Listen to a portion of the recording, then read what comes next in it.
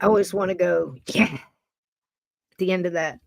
Howdy, gatekeepers. How y'all doing? How's everybody? You don't have to answer that. You're not under oath or anything. You don't have to. It's funny. I went to the grocery store once. Well, more than once, but it's gonna be one of those nights, folks. So just buckle in now. So went to the grocery store, and sometimes I'll find different ways to kind of poke at people or change the atmosphere. It's fun to try new and exciting ways. Hey Ted, welcome in, sweetie. Linda, it's good to see you. I'd like to say, where the hell you been? But that's okay. That's your business. Ain't none of my business. Hey D Rock, good to see you. Made it in. I usually see it. He comes in. He comes skating in right there at the last 5 minutes, and it's like, hey everybody, I'm here, and we're like, we're headed out the door, man. Hang on. How you doing? I'm glad you're here, sweetie. And anytime you can pop in and out, you know what I mean? Do it. Do it. Leave a comment, say hi, go on, do your thing, listen in the car, whatever you got to do. Bake the cookies, fold the laundry, fix the car, do the things, But if we can be a part of that, my God, how wonderful is that, right? You want to listen to me rattle on about stuff all night? Please do. Tell me, talk to me, be a part of the chat. That's what this is all about. We meet here once a week to try to regain some sanity by going as crazy as we possibly can within the legal limits of the inner tubes. So there you go. Ted, I love you. Susan Woodcarver, it is so good to see you, my love. I hope you are doing well. And this finds you smiling. And that's the whole point of tonight. Listen, I've just plumb gone, you know what?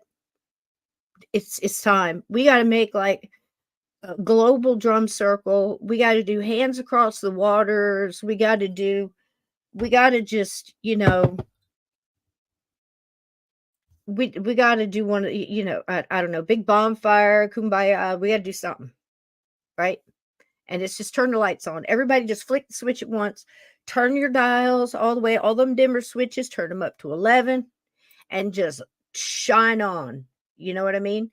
And just make them crazy and do whatever. Listen, people been tribal dancing around fires, calling in the rain, stopping storms, just spreading peace. Just let's release some doves. Let's light some candles. Let's get it on.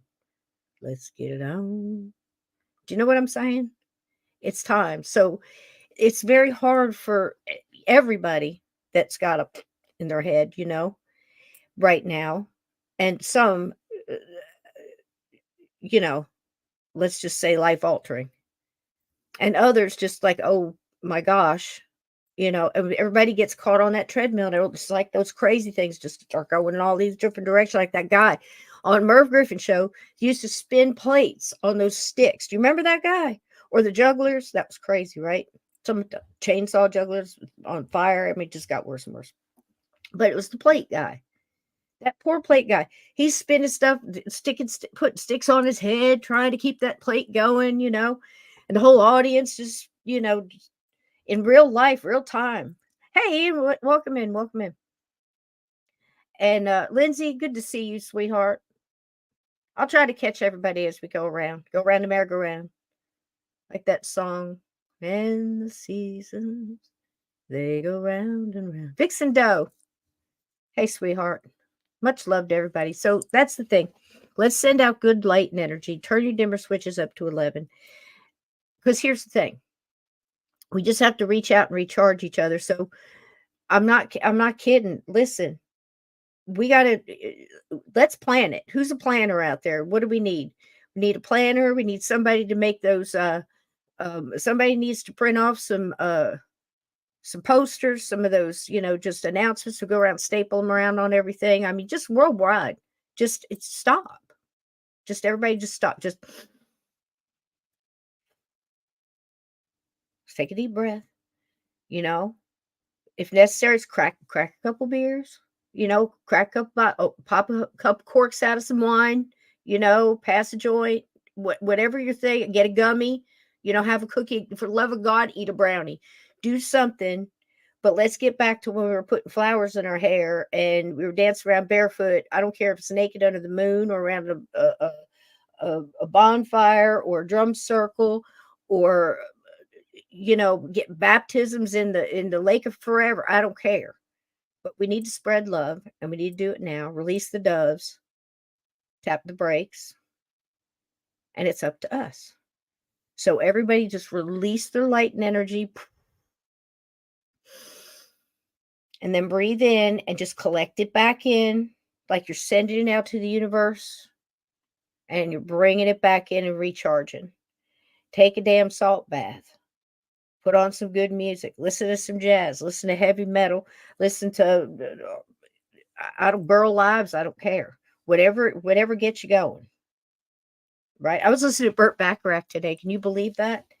Burt Bacharach, is that not a blast? 1977, This Guy's in Love with You. And yes, there was something about him back in the day. It was the clothes. It was the way they carried themselves. Listen, we know on this show, you guys know in this chat, and I know I'm going all around, but it's all going to connect together. It always does. It always connects. We always meet. We always circle back, right? So just listen to the music and the talent and the freaking bass and the cello and the clarinet dude and the piano, and the guy isn't even Burt Bacharach. So many songs, one right after the other. I forget who his partner there was during that whole time of the movie Butch Cassidy and Sundance Kid, and Raindrops Keep Falling on My Head and all that. Okay. Now, my point is the music and the the time and the talent, like that intro video I showed you there, with all just smiles back in time that are still going, because you see them, whether you think that Charlie Chaplin was creepy, or whether you think that, Shirley Temple, whatever, all these different, or Wizard of Oz, and about the conspiracies about the movie and all that. It still has a timeless visual that snaps you back, like the smell of apple pie takes you back to grandma's kitchen or mom's kitchen, or the smell of the cookies. Why do you think they bake cookies when they're doing open house, trying to sell a house, to make it smell more like home, to have that memory and that nostalgia, that almost a past piece, a past moment that you couldn't grasp into, or that sense, that smell, that taste, that visual. It takes you back to a moment in time in your past where you had a moment of peace. And usually we remember those times like that, those apple pie moment. Now listen, of course, don't get all psychologically bent backwards, sideways, and get a crick in your neck or something. If you, That's not what I'm saying about the psychological. Of course, you could have a bad psychological memory if, when you walked in and grandma was baking apple pie, and, you walked into the kitchen and grandpa hit you over the head with a shoe. Now, I'm not making light of that, but that is a drastic way to let you know that, of course, these memories can drag us back to bad. That's not what I'm saying. What I'm saying is, usually they don't. There's a moment when we have that feeling of that little bit of music. Even if we were talking about that with the music boxes, it's a song, and it's not the version that was a hit, but it's the essence of that song, within a music box. And I think that's what these memories are kind of like, when you smell that apple pie and it takes you back to that time where all you had to worry about was getting decent grades in school, which back then was not as hard as we thought it was. We had it pretty good. The crazy hadn't, the shenanigans, of course, was already underway, but the heavy stuff hadn't really kicked in. We were still saying the Pledge of Allegiance when we got there, and sometimes in school we did prayer and we did other things and we respected each other's stuff and we didn't, or for the most part. There's always assholes, but there you go. So anyhow, where are we taking all this? That the senses are so strong and they're much more attuned and in some ways worn and like tires on a car that's well traveled. Do you see what I'm saying? To a medium, an empath, someone with abilities of any kind, but especially those on the empathic level and the medium psychic level, because you're absorbing this energy. Whether you like it or not, you're absorbing it. Okay? Whatever category you want to put it in, it still affects you. Affects your health, your immune system, your literal well-being to extremes, especially in mediums, especially in any channelers or people that are in any kind of healing, absorbing of energy and replacing of that energy. Many different ways to do this. Hey, Radio Bot. Hey, JK, how you doing?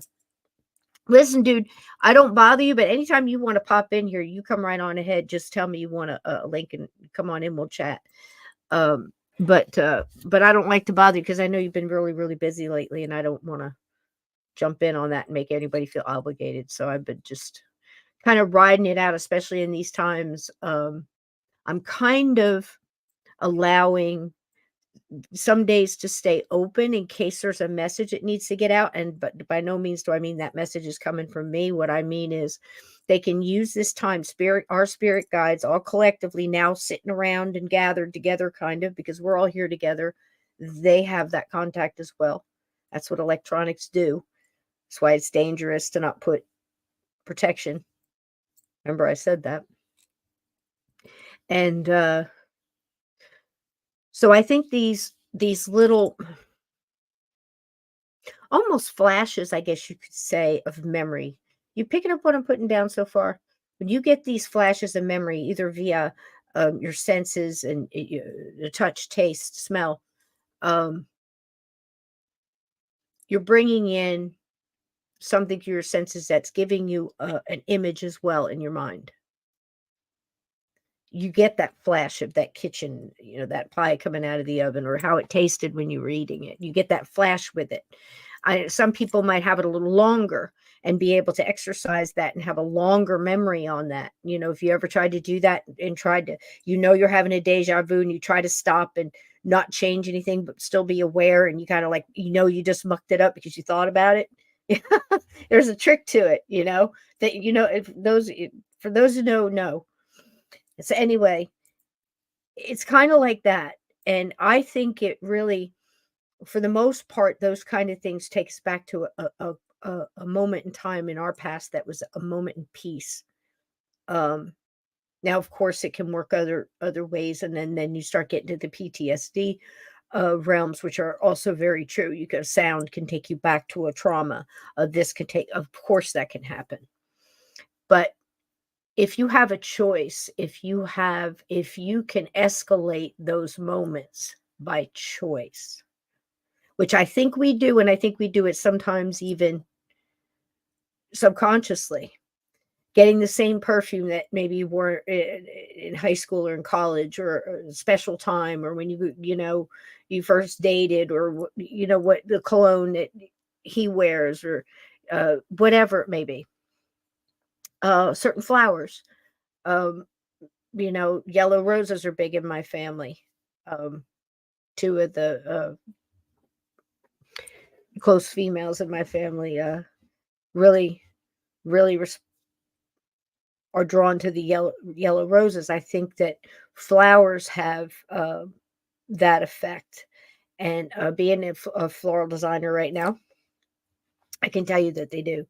And there's also a language to flowers where people used to use flowers almost as a code, as a secret message back and forth. Very big in the American Civil War. times, Victorian times, and going back all around the globe. There's different uh, types of things like this. And in the Civil War, I can tell you the added benefit too was that it brought in what was called the nosegay, which was small little bouquets that were grouped together, usually in a fancy cone shaped. Some of them are extremely elaborate, and included chains with the ring and the whole thing. But not only were they given with secret messages like forget me nots or garden roses and certain colors that said certain things. Um, Violets, very big back then. Um, things like that. And people knew this and they passed along messages that way, but it's also because they smelled good and they had that fragrance, big lilac, lavender, very big back then. Lemon verbenas and things, depending on where you were and what grew wild. But the thing is why are we drawn to a certain perfume, or perhaps even a certain perfume that reminds us of someone else? That's very big in hauntings. We get the smell of lavender going by. Well, it was a huge perfume back in the day. We get a smell of vanilla, also big. Bay rum, cigar smoke, tobacco smoke, pipe smoke, cigarette smoke, right? Um, Rose is big, both in religion, spirituality, and the fact that they used it a lot because, roses, were around back then. Anything you could get hey, Straw Dog, welcome in. And Lulu Bell, welcome, welcome. Rose Moments, good to see you, sweetie. Good to see you. So anyway, why all these things that I'm talking about, senses and the fact that people who are clairvoyant or anybody that takes in energy and releases the energy and takes it back, again, physical strain on your body, your well-being, you can get sick. After a case or something, but you were helping, um, even people in healers, of course, can get the sickness, but there's more to it. There's a draining of this light, this energy, and you need to rest too, and you need to revamp, and you need to recharge. And we talk about that all the time on this show. And right now, a lot of the light workers I know in multiple categories, they're feeling that drain. They're feeling that almost like you're getting squeezed, like the weight's coming in on you, like the pressure. I can imagine how it feels like when you're going down, diving in the ocean, or going up a mountain, you can feel it. Um, so you have to find a way to recharge. And again, we've said many times on this show, multiple episodes with wonderful, wise people that come in and tell us their ways and their thoughts on it and their ideas. Deer in Headlight, welcome in, and all of the different things that they do to get through this stuff. And then we've had the darker shows, again on, and what I mean by that is like getting into the depth of it, where it's like, okay, shamans will tell you you have to go into the darkness. You have to get that broken leg. You have to go through that trauma. You have to go through that loss. It strengthens you. It goes back to the very basics of what doesn't kill you makes you stronger, to the front porch, grandpa's advice telling you, hey, builds character. Why you think you got calluses on your hands from working in the field or digging that ditch, working that shovel, chopping that wood? It shows, and you build up calluses on your feet. Many native tribals all around the world ran barefoot through the woods. It's true. So we build that up on our character as well.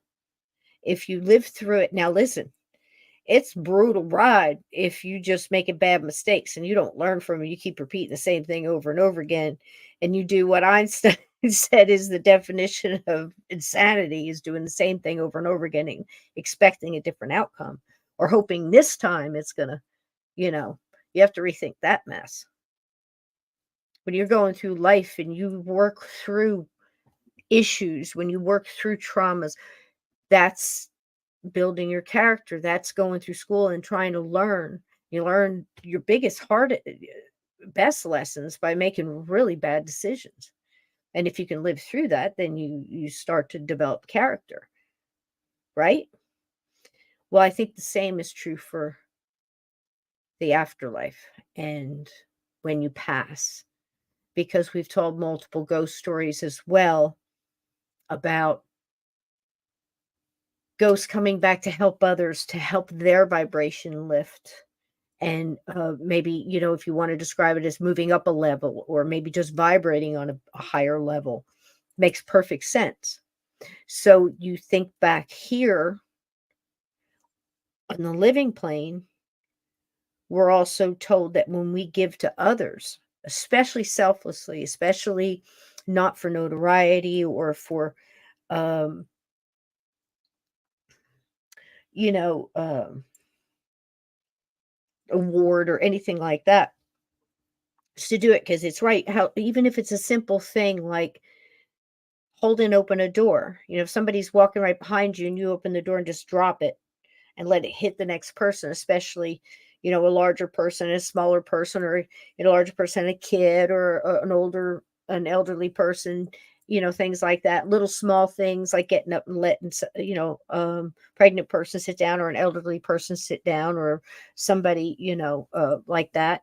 Those little courtesies and those little simple things to doing big things, like maybe volunteering at a soup kitchen or going through and donating things, not just things you don't want anymore, but things that others could use that you don't have to have.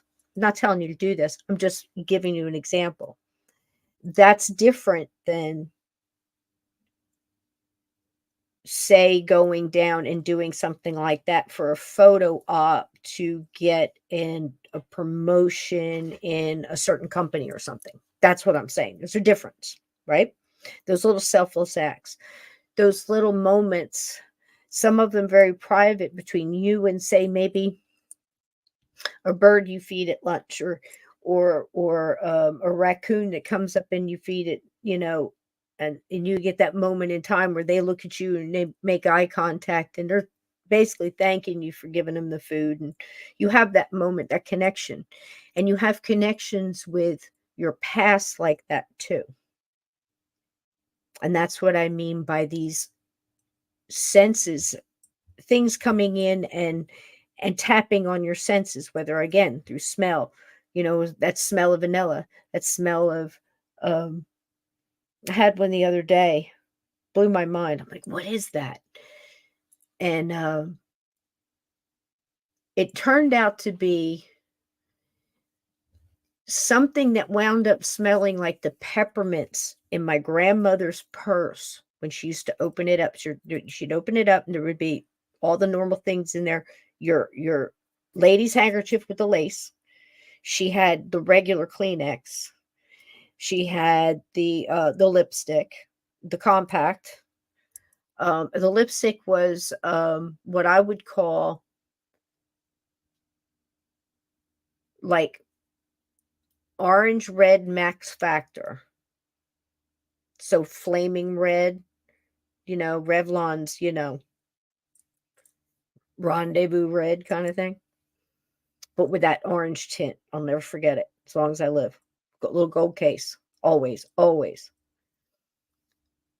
But if you grabbed a hold of something, moved it, this peppermint smell that had a hint of something else on it, like almost a peppermint with a back of wintergreen and a side of like cedar closet, right? Do you see what I'm saying?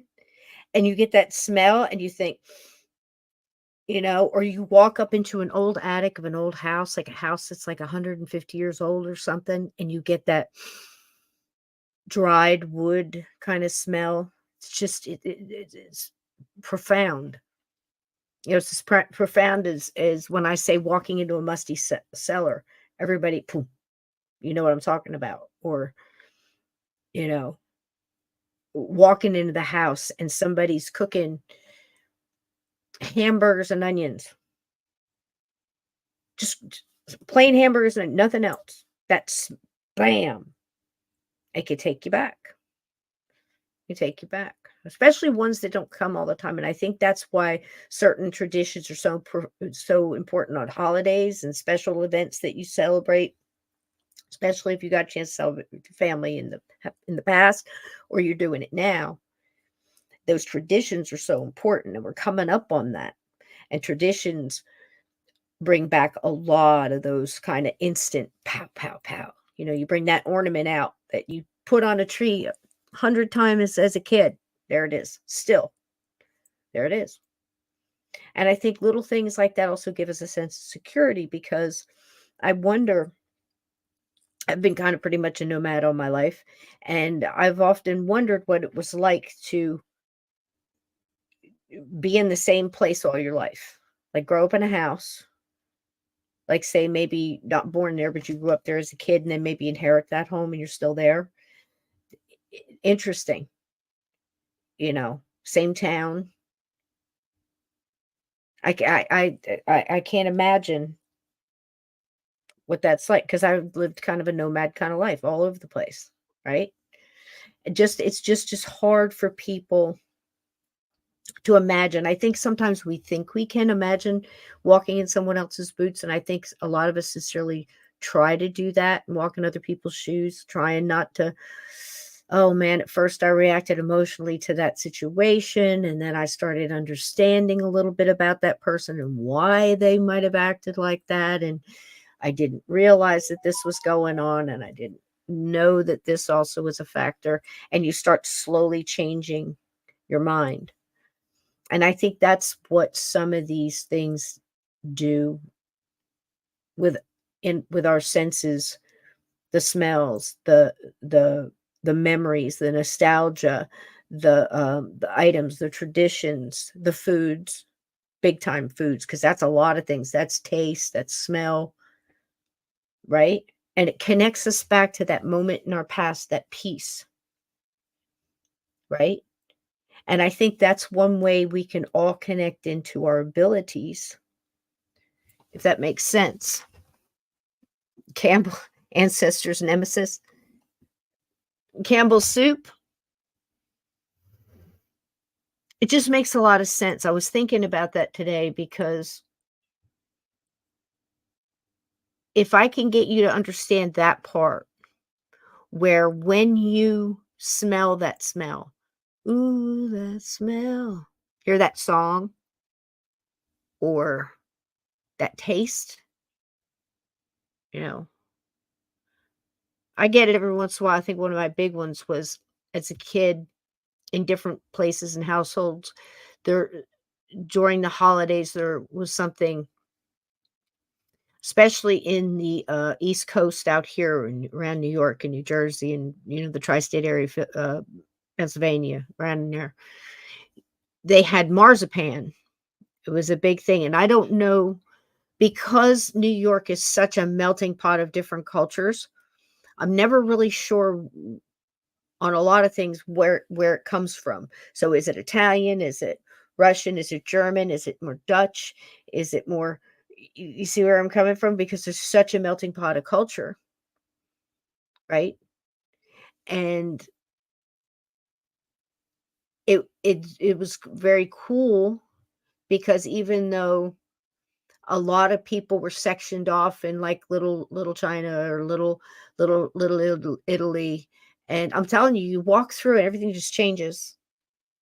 And it's been that way for decades and decades.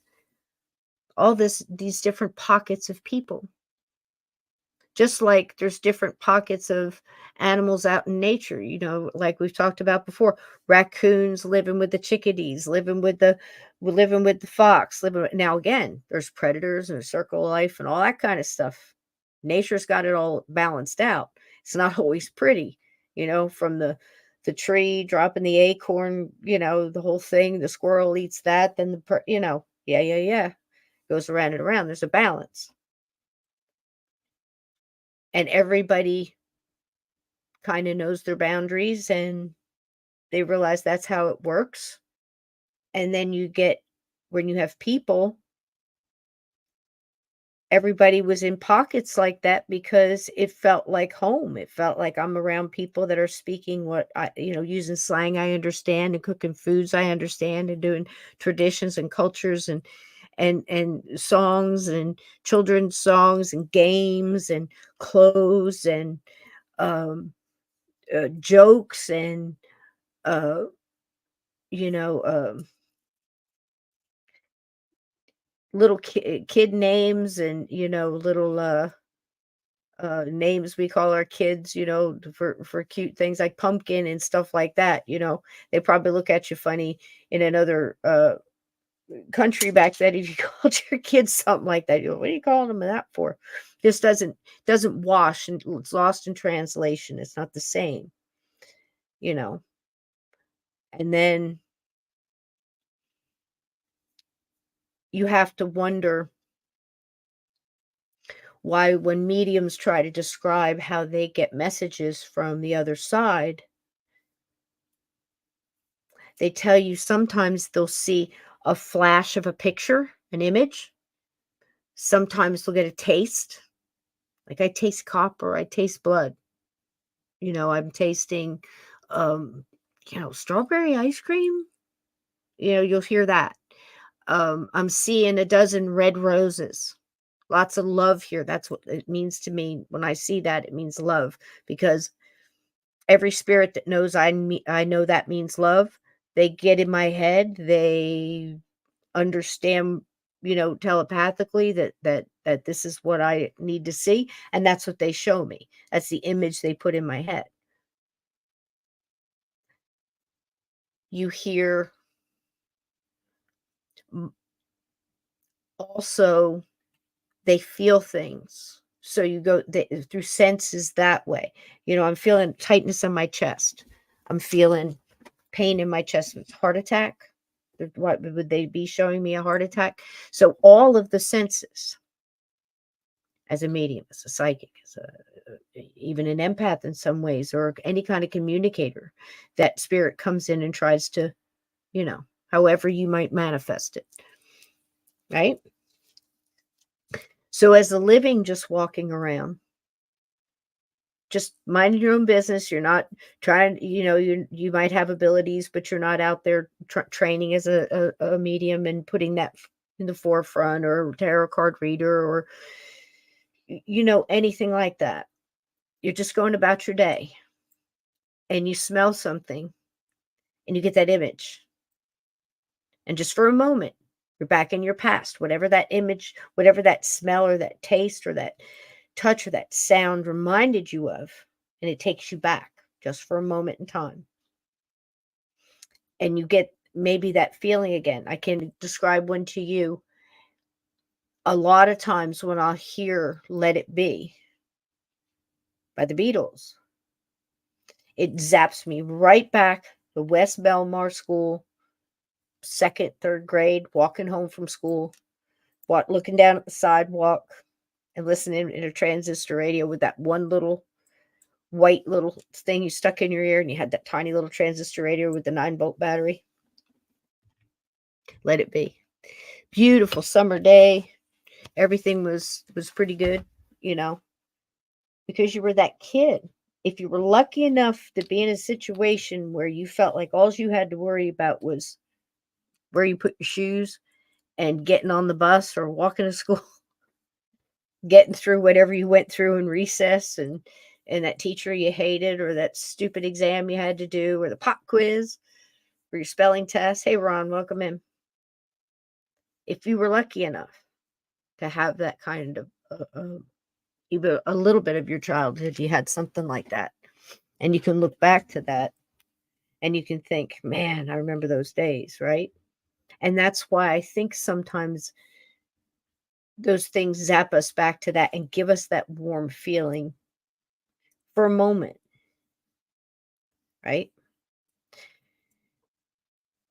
It's so interesting that both should put those images in our minds, even for a moment.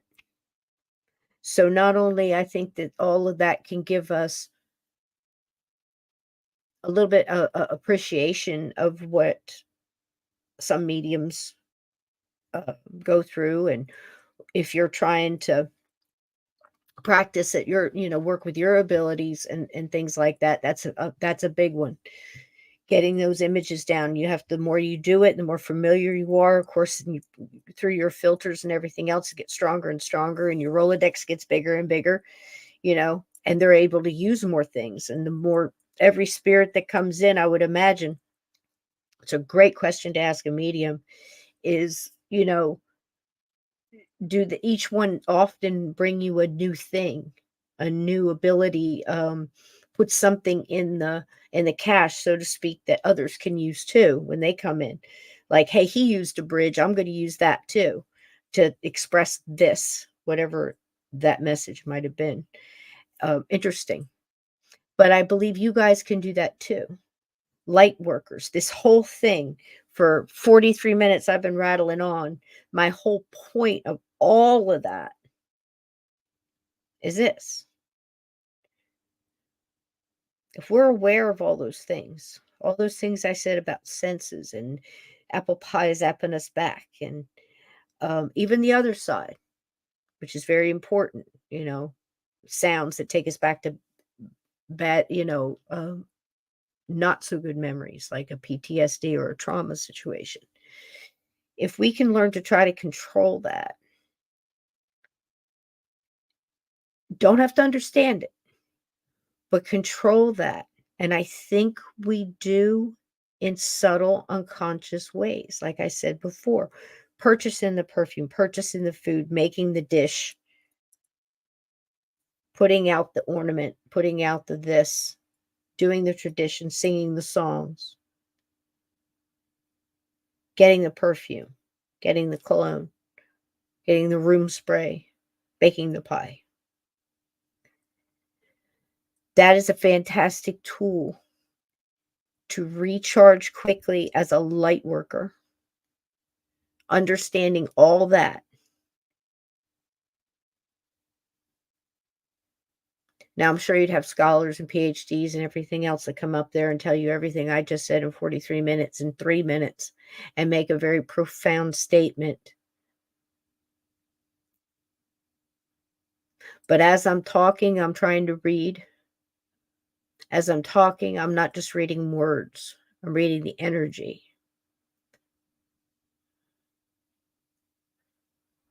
I'm feeling that with my senses. And I can feel that when we came in here at whatever ungodly time I started the intro, because I felt like that's the music, those are the pictures.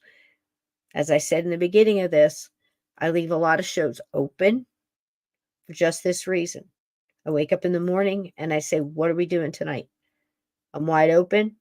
Do you want me to call somebody? And this is me speaking out. Batshit crazy to the universe. What do we need to say? We need a drum circle. We need to release the doves. We need to recharge the light workers. We need to turn the dimmer switches up to 11.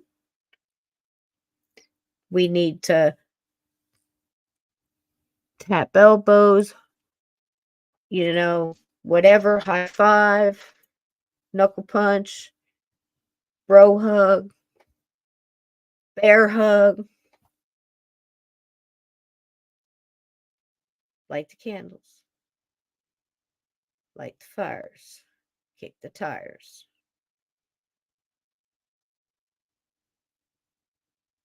We're on a mission. It's good versus evil.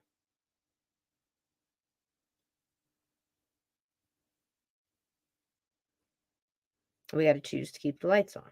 That's it. Free choice, free will. Keep your lights on. Come here. Welcome each other in. When you're in during the intro, and a puppy makes you smile, or some cute kid and Little Rascals or something Charlie Chaplin does, you know, Smile and Lucille Ball, whatever it might be. That look from Robert Mitchum, whatever it takes. That little nostalgia, that little zap, that little tap on one of your senses, the visual, the music. And I see the energy lift and you can feel it.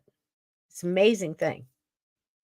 And the smiles and the greetings and everybody's coming in here and everybody's, how you doing? How you been? Hello, Catheta. Welcome in, sweetie. Saf, did I say hi to you, sweetie? Big hugs. Vixen Doe, big hugs. Everybody hugs. Fist bump, bro hug. Take your choice. Multiple choice. But you see where I'm coming from? That whole big circle with all those little spokes, that little spider web of conversation I just gave. It's almost a skeleton key to your dimmer switch. There's not one of us in here that this week didn't go, geez, Pete. Really? Some of us, there's a meme out there. I think it's of a cat that's just like, this look on its face is WTF, you know, big question mark. And it says, this is me about every, once an hour. And I'm like, that's a good day right there. I'm doing that like every 8 minutes. I'm sure a lot of you are too. So you got to unplug from that just for a moment. You got to come in. You got to sit down, get a good seat, get the snacks, whatever, grounding. Some people call it nervous eating, gypsy witches, the old woman on the hill. The people like that, we all call it grounding. You're grounding. You're working, you're painting, you're knitting, you're cooking, you're doing this, you're working with your hands, you're sculpting, you're a blacksmith, whatever. You're grounding. Hey, Pammy Smith, welcome in. You're grounding. And some of the things I mentioned in that talk about senses, again, it's like a skeleton key. So get the essence of lavender. Put it in a small little vial. Put it in your pocket. Get one of those little necklaces that diffuse the smell. If it's vanilla that does it, guys, it's a big one for you. Sandalwood sometimes, that does it for people. Certain ones are going to just be instant calming. French lavender's better. English lavender's really good too. But French lavender's really good for the ones that come with the headache, with the stress with the headache. Put it on power points on your wrists, behind your neck, your ankles. It's not just for the smell, it's for the effect. And you can do that. You can take yourself back. I mean, shit, if making an apple pie, if you don't even want to eat it, and that brings you back and makes you feel good on a rainy day, have a cup of tea, look at an old magazine or something, and smell the apple pie cooking if that lifts your lights, if that helps you keep your candle on. Put on the music. Kick your feet barefoot and walk around on the cold stone outside if you can, or on the driveway if you have to. Grass is better if you can. Not everybody has grass. And isn't it just a little sad? I often wonder, people stuck in the city, they have all that noise all the time and all that energy bouncing off all that concrete. It's like, I don't even know. The anxiety of that would just put me right over the edge. I if I'm in the mood for it, I could go in and get out, get in, get out. But I couldn't ever live in the midst of that. Not now. I might have been able to when I was a kid, but it's too much. And it's draining. So we have to focus right now in these times. Got holidays coming, however you celebrate. It's always a draining time. And you got all this other stuff going on. Again, we need somebody to print brochures or posters in your town, whatever, start a bonfire or drum circle. Let's schedule it. Look, it might be my 8 o'clock here. It might be your 3 o'clock in the morning where you are. If you need to do it the night before, my gosh, we could, send out a prayer at that time and be in agreement. But let's send some energy, collective energy out into the world. Let's do it. Find a way to do it. Even if it's you sitting on your deck, looking out and just taking it in, run it through your filters and send it back out. And maybe if you say today, if there's one thing I can do that'll, when I throw my pebble into that lake, send the ripples in a good way, show it to me. Maybe it's holding that door for that lady who just said to somebody, kindness is dead and there's no kindness left in the world. And I can't do it anymore, and says a private thing to whoever she speaks to, her God, and says, show me a sign. Or if I'm wrong, show me I'm wrong. Something along those lines. How do you know that you're not being used in that? It says, open the door. And this woman just looks at you as she goes out. You say, you have a nice day, man. And you go on and flit off like a butterfly landing on a flower. you know, for you manly men out there, for, insert whatever your animal, you don't have to be a butterfly if you don't want. You do you know. But that's what I'm saying. We have controls, and in this world, the way things are, you think you don't. You've been told you don't. You've been made to feel like you don't, and you have the most power. And that's what they want you to forget. That's what they don't want you to know. You are the most powerful thing walking. Why? Because you know. There are other human beings, yes, walking around there. Why do I say you have more power? Not power like in a corporate way. Powerful, because you have better control of your light. You have better control to move through things that would terrorize other people. Who are you in the elevator that breaks down halfway into floors, 10 floors up? Are you the person looking around?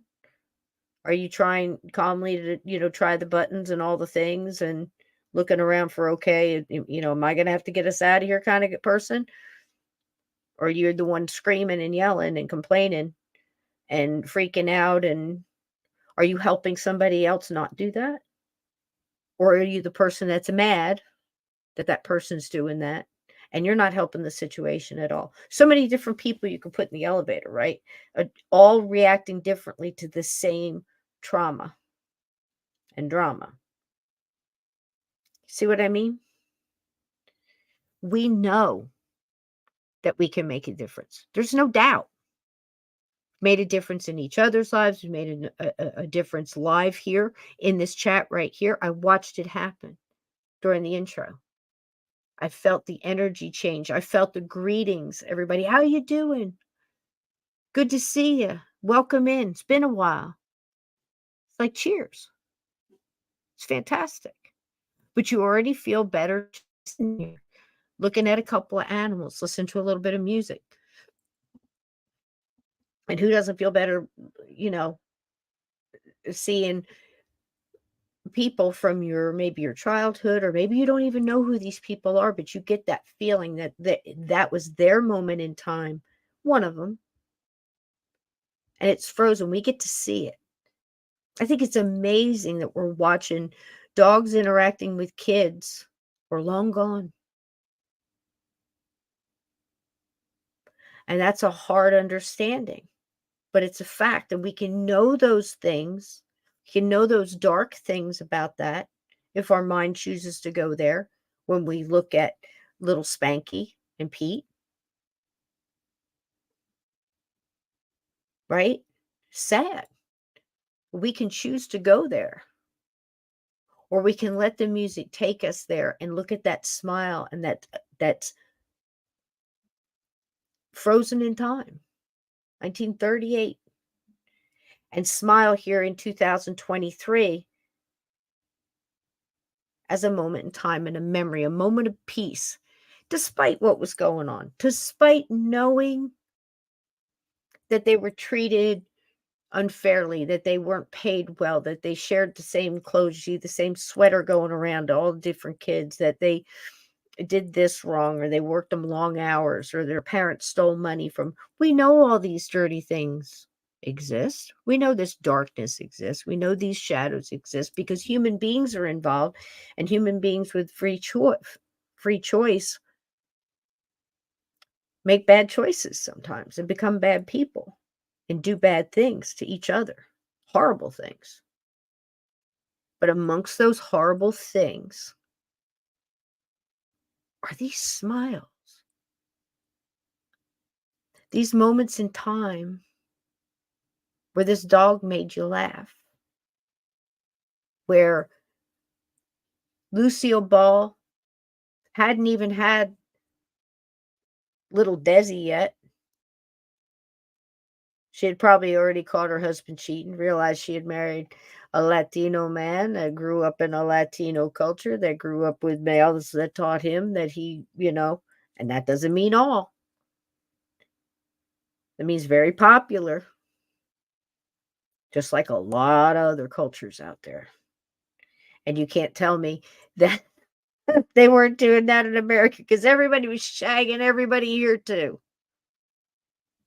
Everybody handled it different. I just watched a beautiful story, American Experience, PBS. Now, again, say what you want about PBS.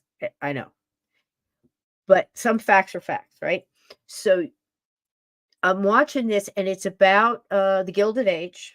It's about these corporate people that are just lavishing all this money, and these hard workers that are working in the factories that are making all the money, and the rights and all this back and forth. And I'm like, gosh, things never change. And the corruption and people being taken advantage of, and the taxes and not enough pay. And I'm like, oh, again, the cycles, the patterns, the playbook, same. Wow. And I'm like, how can we watch the same thing go over and over and over for hundreds of years in multiple different culture, in multiple different languages, in many different cultures, and not see it? Yet we can be so smart in the most finite of mysteries, or unravel some other intricate algorithm or something. It blows my mind. Because history repeats itself. And those who don't, you know the thing. Learn from history, destined to repeat it. Anybody heard that one? George Santayana. Everybody thinks it's Churchill. It wasn't. It was George. And you know why I know that? Because I homeschooled my kids, and before I told them that answer, I had to go to a library. I had to go to a librarian, God bless her. I had to get into the reference book part. A key was needed for this. It was a big deal. I had to go in the room and be supervised and told I could not have a pencil or other writing implement on my person. I had to succumb to a voluntary search of my purse before she would leave the table to make sure I was not writing notes in the margins of books that were extremely important. If anybody's ever done this, it's an amazing thing. Sometimes you have to wear white gloves, and I'm fine with that. I get it. I don't want to put my hands on something that old. But anyway, I had to go look that up because I thought it was Churchill too. And I had to self-correct that one. And it was George Santayana said it first. At least as far back as we know. I'm comfortable with saying that. So, it's interesting. Again, I'll finish up here, but that's the important thing. I tried to find another way to remind you of something you already know for sure. That you have control of your light. That things can dim it. that constant pounding, that rhythmic pounding of the universe coming in because it's angry and it's got growing pains and it's got, it's making moves. Right now, we're all like one great big global werewolf. Do you know what I'm saying? American Werewolf in London, right? Bad Moon Rising is playing in the background, sounding really good. And this poor kid is writhing around on the floor, bones popping, femurs stretching, ears coming out of the side of his head, nose, snout growing, big old teeth, that whole jaw thing, that whole disconnect, that had python snakes going. You know what I mean? It's crazy. That's what the world's doing right now. Some of it is a little closer to the ass end of it. Some is a little closer to the business end where the teeth and the claws are. You know, where what's that? So Steelers wheel comes to mind. Stuck in the middle with you. Here I am. Oh. Logistically, I got to tell you, I like our position.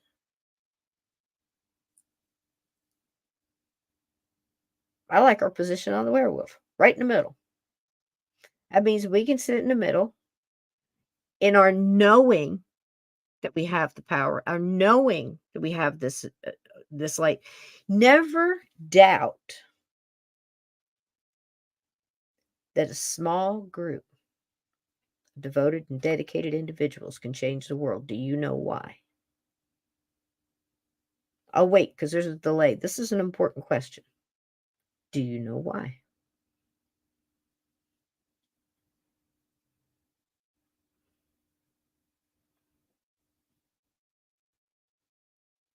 The answer is not Dogman.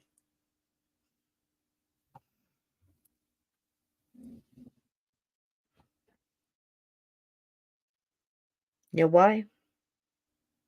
It's the only thing it ever has. So don't think that doing that drum circle, releasing the doves, having a meeting at your house of just people talking about how to go out into the community and do something for the elderly, do something for the kids, do something for the neighbors, block party, a trade exchange, what do you call it? Swap meet. Native Americans, we call it the red blanket trade blanket. Man, that's fun. Love doing that. It's very cool. And it's done respectful. That's what we need to get back to. Respecting each other, respecting yourself, teaching the youngins to respect themselves and others. Figuring out where the hell you are on this werewolf that's changing. Because we're right in the middle. We can send our light out, stand back to back, and face each other. Like that old poem. Back to back, they faced each other, drew their guns and shot and stabbed each other or something. I can't remember it now. I'm not going to the library to look that one up. We send our light in every direction. Find a way to take your dimmer switch, turn it up to 11. But before you do that, you have to take care of yourself.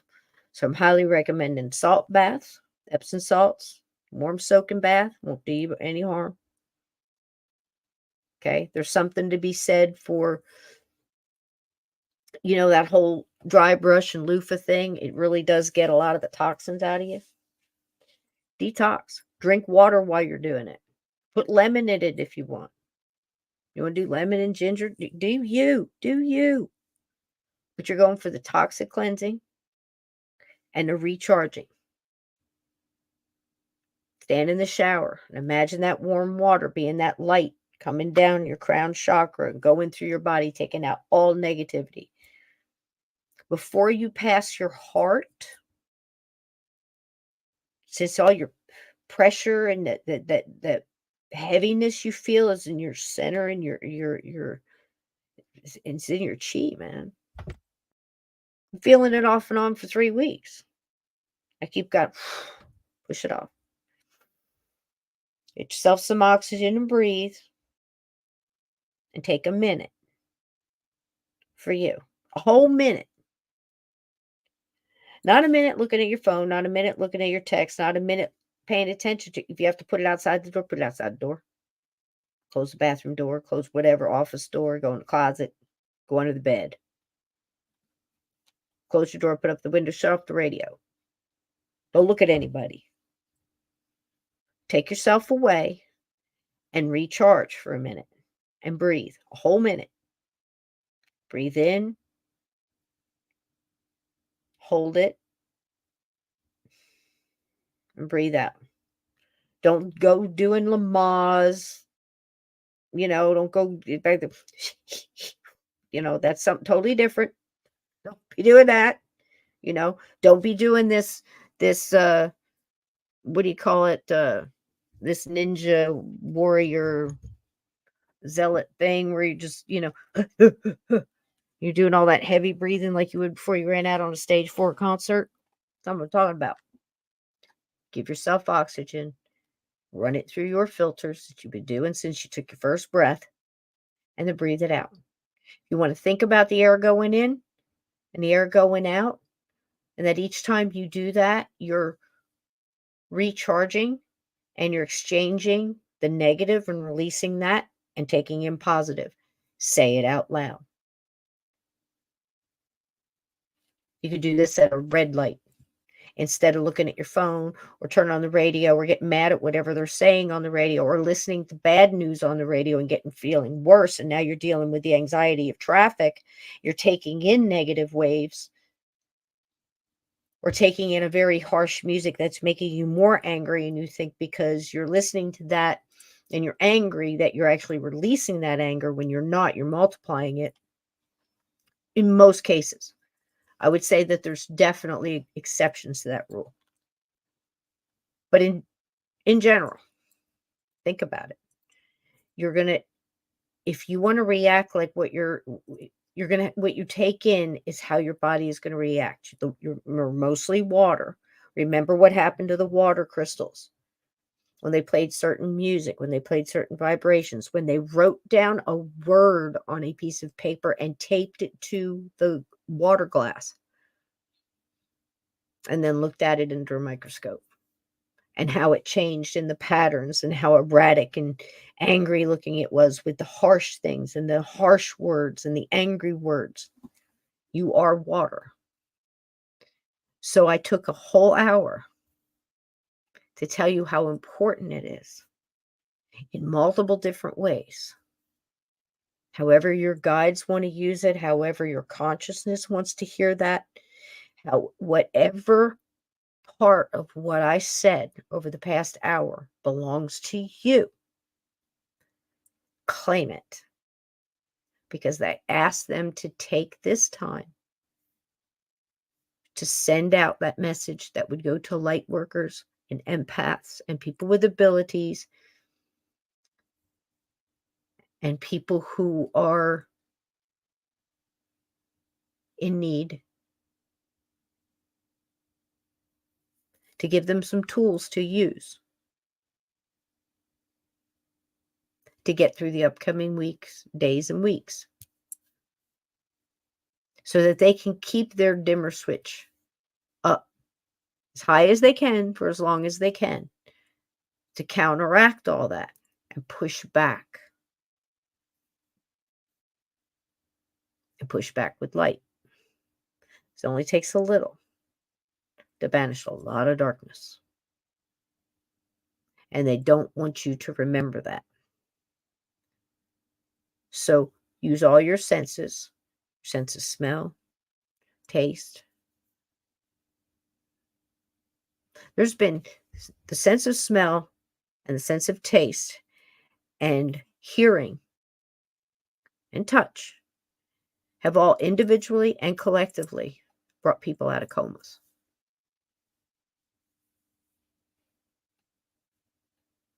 It's true. True deal. I've seen miracles. There's a word that's probably used a little bit too much, and at the same time, not used nearly enough.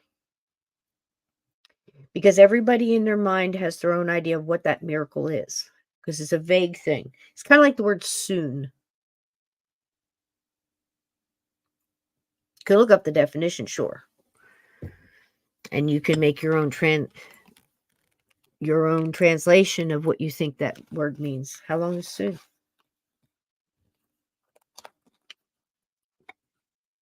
Right. Miracle is like that. Name your miracle.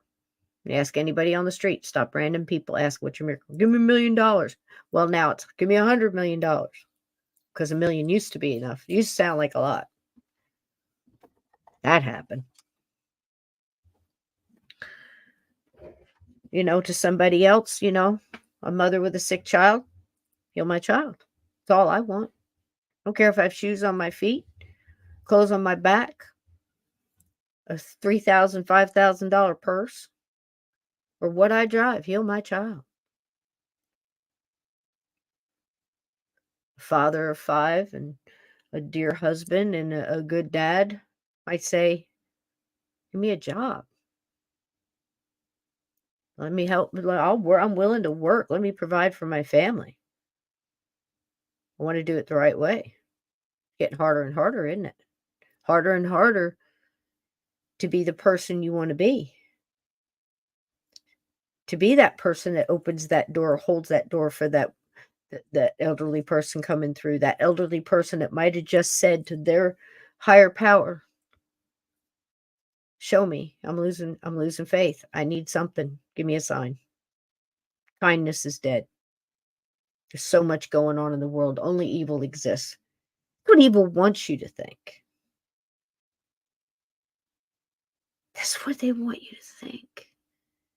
They're so wrong. That's what you're seeing. That's what they're showing you. That's what you're feeling. We know the difference. We know the truth. There's so much beauty in this world. And seeing it do something a little, still this chair, a little out of the ordinary, a little extraordinary, you can consider that a sign. Depending on your hour of need, your depth of that need, and what's going on in your life, it could be a miracle. It could be just that sign you needed. It could have been just that thing that woman needed coming out of that convenience store. And you have no idea you were a participant in that. And doing that and just hoping, hey, like you lost the $10, and I'm like, oh man, I'm going to go crazy looking for that. You know what? I'm not going to go crazy. If I'm meant to find it back, I'll find it back. If not, it's gone. Well, you know what? I found $20 once when I needed it. Found a $100 bill once when I needed it. No way I could have given it back or turned it in where it would have wound up where it needed to go. No way I could return it to do the right thing. I was like, I'd been a fool to not keep it. There's been many things I found and was able to return. I wasn't always thinking that way. I do now as much as possible, because I know it makes a difference about trying to put some light back into the world. Because when you do something, doesn't make you feel terrible. Listen to this thing. This is such a good lesson, and it all has to do with all this. And I promise I got something good to show you, and I will shut up. But I keep getting this stuff, and it's coming from here, so I know it's from a good place. And if it helps one person out there, listen, there are people out there right now. You know the shape they're in. Everybody's got a story. Everybody's got a worry right now. Everybody's got a little bit of tough thing here or a real bad thing here, or you have no idea how horrible right here. You have no idea. We don't know. What I do know is when you come in here and we see this, listen to these beautiful composers and some of this music and see some of these flashes and these wonderful smiles and these great animals, and just, it makes a difference. And you start to chill. And then you see each other, which is where all the light and power is, really. and you make each other feel better. That is such a powerful thing. And you didn't even have to get out of your home or in your car and go drive somewhere for a meeting to pretend to be there for knitting or whining and painting or whatever you call that, or a class or a mechanics thing, whatever it may be, or a cigar bar, whatever, to kick back, chill, and relax. All you had to do was turn on YouTube, come in here at 8 o'clock on a Sunday, and sit here and meet friends from around the world that are dear to you, and you're glad to see you. You're glad to see them, and they are glad to see you.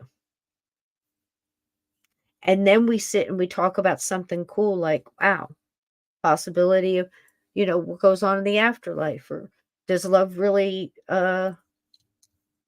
eternal?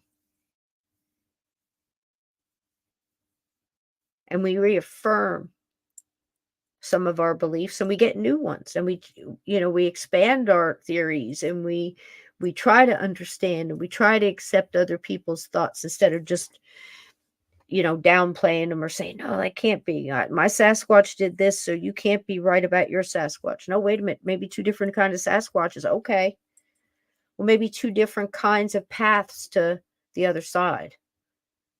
Maybe a couple parallel roads, and you just have different flowers growing on your road than I do, and different animals popping out of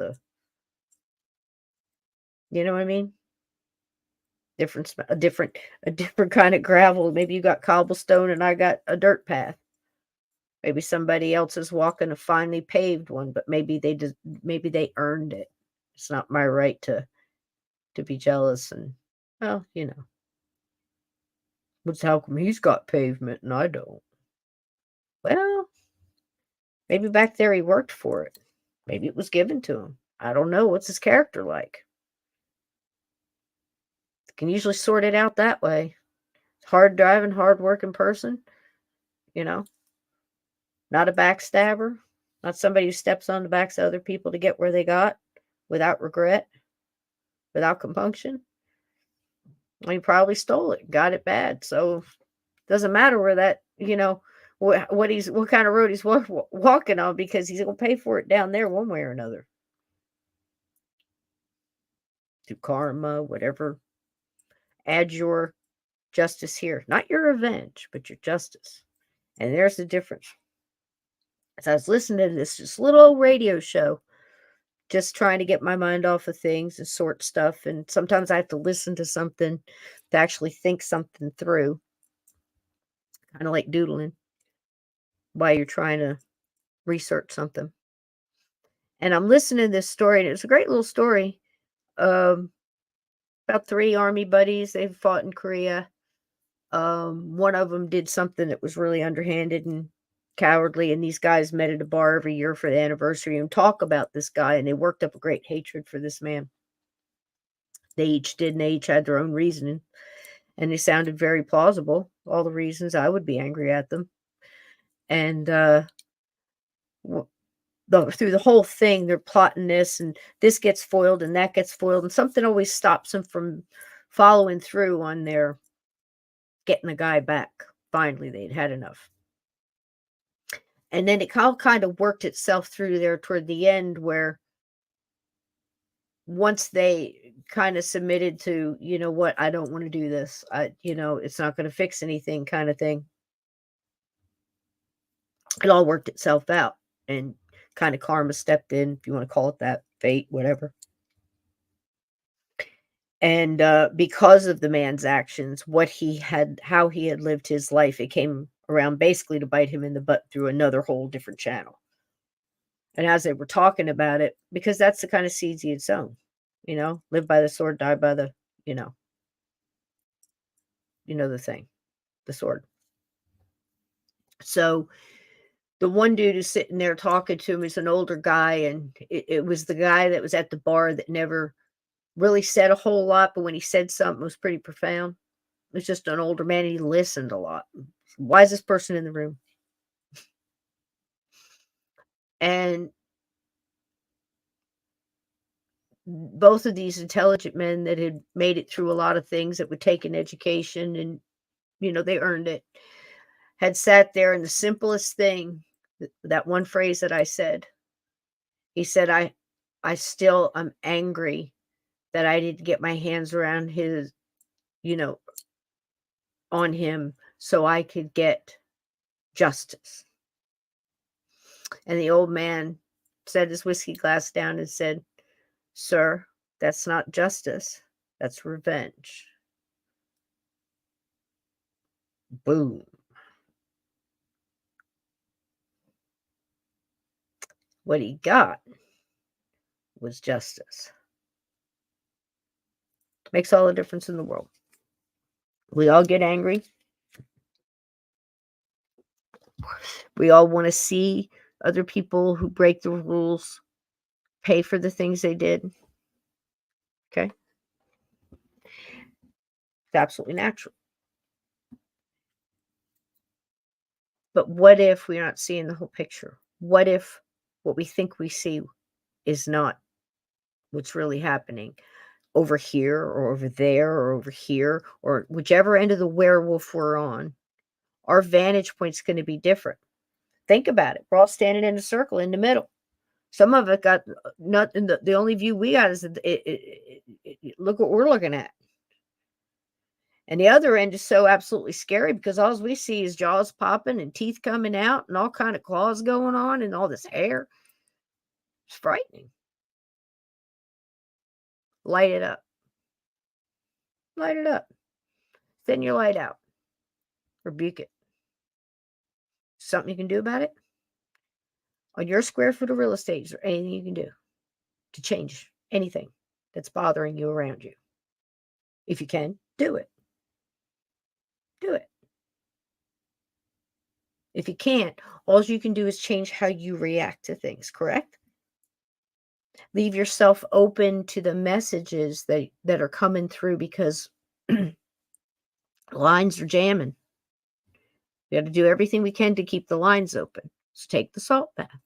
Do the grounding. Do the thing that makes you feel fulfilled. Listen to the song. Go for the drive. Eat the pie. Get the quart of ice cream. Eat the good cookie. Play games, board games with your kids on the floor. Create a fun environment for yourself and others. Send happy thoughts to your loved ones. Send out positive so positive comes back, even if you have to force it at first. Because it's not always easy to push through a Tuesday afternoon or Wednesday evening.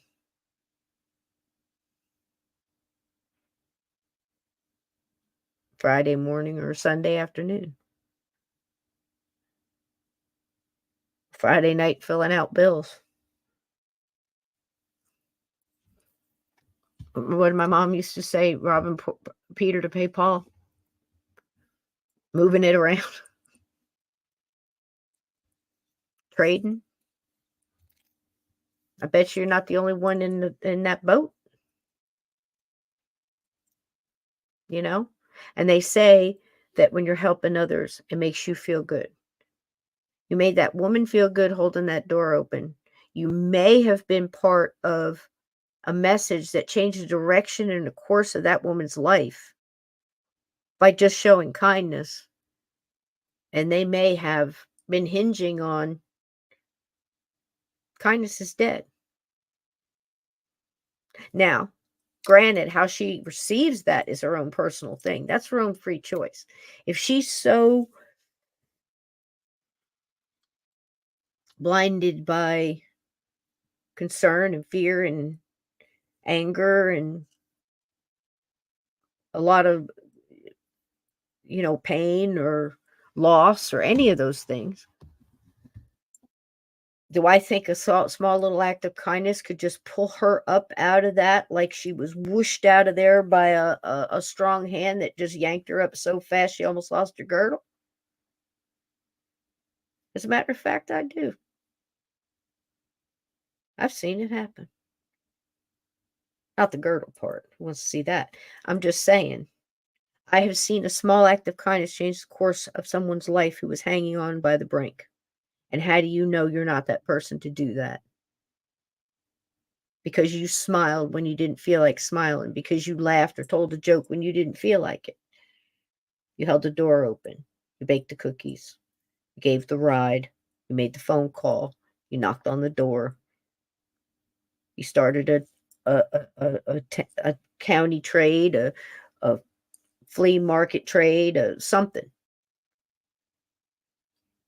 A group of ladies that all sit around in the whatever in the park and create a circle around kids, because you make, like, give the moms a second to put their head down or fold their clothes or something, because everybody in that circle is watching those kids. Everybody. And everybody in the circle watching the kids is watching them and each other. And eventually that trust turns into looking out for each other instead of watching each other. And that trust slowly starts to come back. That kindness starts to come a little bit more prevalent into the front, because children are seeing the kindness and the trust and the respect, because they're always looking. It's a shame some of the things they're seeing now. So do we stop thinking about the pretty stuff? Because you don't hide the beauty to respect the ugly. You bring the beauty to the forefront and go, this exists as well. Don't let them fool you. Keep your lights on. Here's a little something. A little test. It's 1 minute and 10 seconds. And what I said earlier about taking a moment. People laugh at me. You're driving the car and you got the music and this guy, he just cut me off and he's going too slow. And oh my God, I can go lights, every single light, every single light. I'm catching every light. The coffee is too hot. It's too watery. And now my brand. I got to drink this crap, this flavored stuff. They didn't have the Gatorade I like. They were all out of biscuits. This is going to be my day now.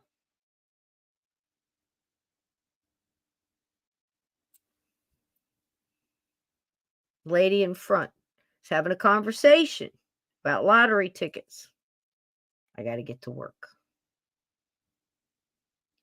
I've never been behind one of those people. I got $1.25 on this. There's a process. Depending on where you are, the process varies. However, there is a process. You're sitting there with your cup of coffee and your damn cheese stick or whatever. This is you till 1:00 now. You and your coffee and your cheese stick. That's all you want. And get back in your car, get back on the road, and start cussing at people for taking too long or too close or too far back or too loud, or what the hell are those rims about? And then more lights. No turn signal. Whatever. Irritations. Bridge is up. Bus is late. Whatever. Little irritations. Or you can look at things differently and say, you know what? Maybe I'm being held up by the chick with the lottery tickets talking to the kid that can't seem to find the right button. And I'm standing here with this coffee and I could get madder and madder and madder, or I can use this time to breathe. It's a minute, 30 seconds. Try half. Breathe. And think different things. Maybe this guy just got a call behind the thing. Maybe he just left and all his whole family's sitting in a hospital waiting room. His grandmother's sick. His grandmother, who used to read to him and loved him and knitted him things and showed up at his baseball games, kissed him on the forehead and lipstick prints on his cheek, is sick in the hospital, but he came to work. and he's trying to work through it. This lady with the lottery tickets, just keeping hope, saying, I keep $20 a week or whatever it is that she does. 'Cause the woman worked all her damn life. She deserves to have her damn lottery tickets. I'm not, I just wish she hadn't picked now. But what if that's holding you up a minute? So you can be the one that opens the door for that person leaving that store who just said, show me a sign that kindness is not dead in this world. I can't go on. I'm tired of the home care nurses and my kids not calling me and them acting like it's a burden to come here and bring me a gallon of milk or a quart of milk or something. Or I know they don't want to take time out of their day. They're too busy. They're busy people. Everybody's busy. The news scares me. The papers scare me more. My neighbors are acting funny. And I don't understand what's going on. Show me some kindness. And you got held up. And you get to be the one that for some reason you're just as late as everybody. You're just as agitated. You're just as tired as everybody. But you choose to smile and hold that door open. And now you're part of a plot by spirit guides in the universe and an energy that moves through that is so intelligent and so in tune with everything that's going on, that yes, those moments count just as much as the traumatic ones that are going on in every life, every moment, because that is the light. Does it make sense? A little bit. And when you know, it's even more important and more and stronger. And right now I'm kicking back and I can see words, but I'm so far away right now with these glasses. Everything is a little blurry. I'm just reading energies right now. And I can see and feel the calm. There's some that are irritated that I was talking. They're already gone. But I can see the calm. Because as hard as it is to turn that switch up, and you say, you know what, I can't today, I am going to be mad at the lady with the lottery tickets. I'm going to yell at the clerk, despite the grandmother being in the hospital. I don't know that. It's not my business. I'm going to yell at the clerk because that's going to make me feel better. Because that's justice. They made me wait. They know I have to go to work. We all have to go to work. I have to go to work. The guy behind me needs to go to work. Pretty sure she needs to go to work. If not, she doesn't need to get a job because, and you start rolling. And you start rolling. And before you know it, you've started your day this way. Or your middle of is going to be, it's just going to keep getting worse until you tap the brakes and you say, wait, I know better than this. I have a right to be angry. That's not in question. A right to be upset, put out, pissed off. Maybe even act like a jerk. What happens if you fight that and you do the other thing? Could it feel better or worse?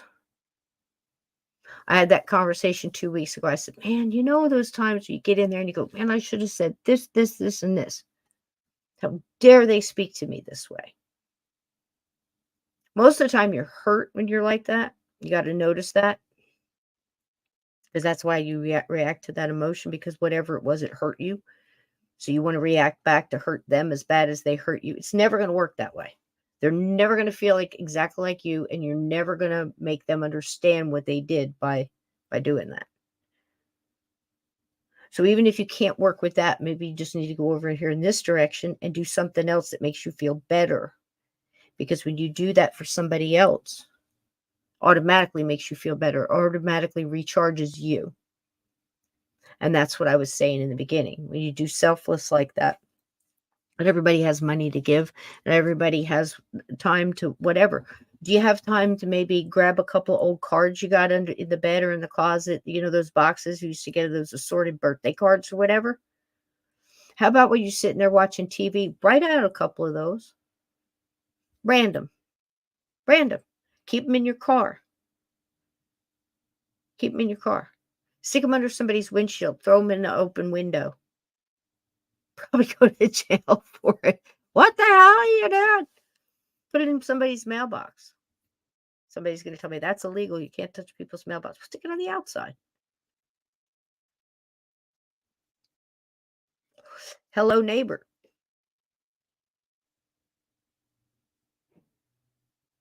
Hello. Yeah, at first it might scare people because they're like, wow, what the hell is this? And you'll get those people that would open that and chuck it like litter in the parking lot and everything, just like, what the hell is this? This is crazy. Doesn't matter. You planted the seed. Little things. So when I was talking to Miranda today, I told her, look, we all need to take just a universal salt bath, put some rose petals in there, put your little eucalyptus, little mint, little whatever, rose, little low beta, I don't care, lavender. Pick one that's calming. Soak in that. Scrub some of those toxins off. Listen to some good music. Listen to a good mystery. Light a candle. Focus. Just do a little fire gazing. If you've never done that, just stare into the candle flame and just think good thoughts and breathe. Do it for a minute. Take a minute. 20 minutes on the bath, though. Minimum 20. Because that does start changing things in your body. It does help you heal. There's a reason for that. 20 minutes minimum. Add some more warm water if you need to. Drink some hot tea while you're doing it, whatever. Do the whole yard. Take that time.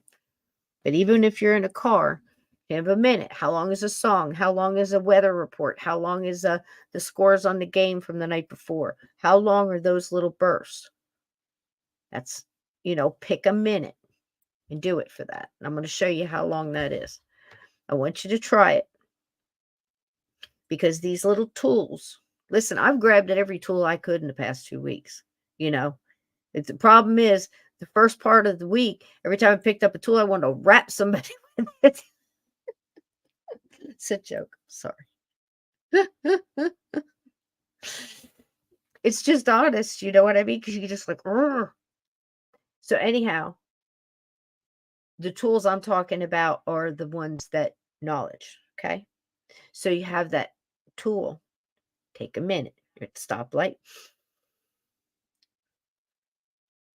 In the positive and out. If you cleanse your house like this, why can't you clean your body like this, right? Both have to be true. Take in the breath and release it. Just calm your heart rate. Slow everything down. And look at things from another way if you can. You're not going to go back and hit the guy over the head that cut you off, or what are you thinking?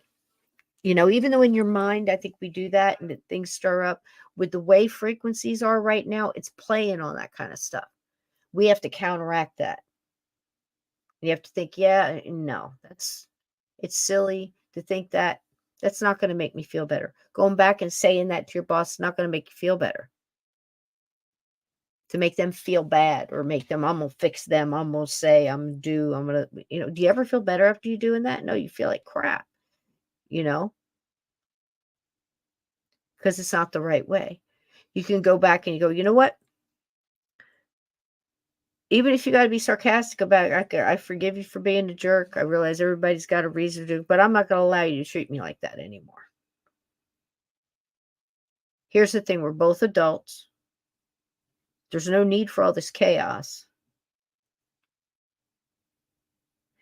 And what we need right now, even if it's just for positions or the fact that we're both employees or we're both here using the same friggin' laundromat, whatever situation it is, simple respect. I respect your space. You respect mine.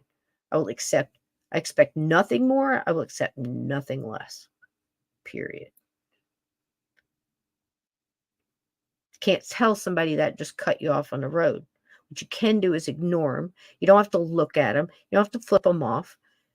This is the best way to get them. It's just like you treat people in a comment section in a live chat or somebody that leaves nasty comments behind a video or something.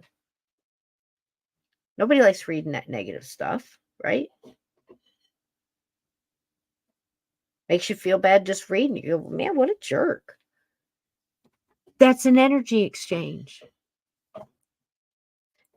Don't let them send your energy. Don't look at him. The minute you look at him, you're acknowledging, and he can give you another face and make it worse. Is that going to make you feel better? Like you never saw him. That's going to really make him crazy. Don't feed into it, whatever it may be. So here's our little thing for a minute. Take a look at this. And this is actually, it's a minute, 10 seconds, but I wanted to give time for the title and just focus. 1 minute.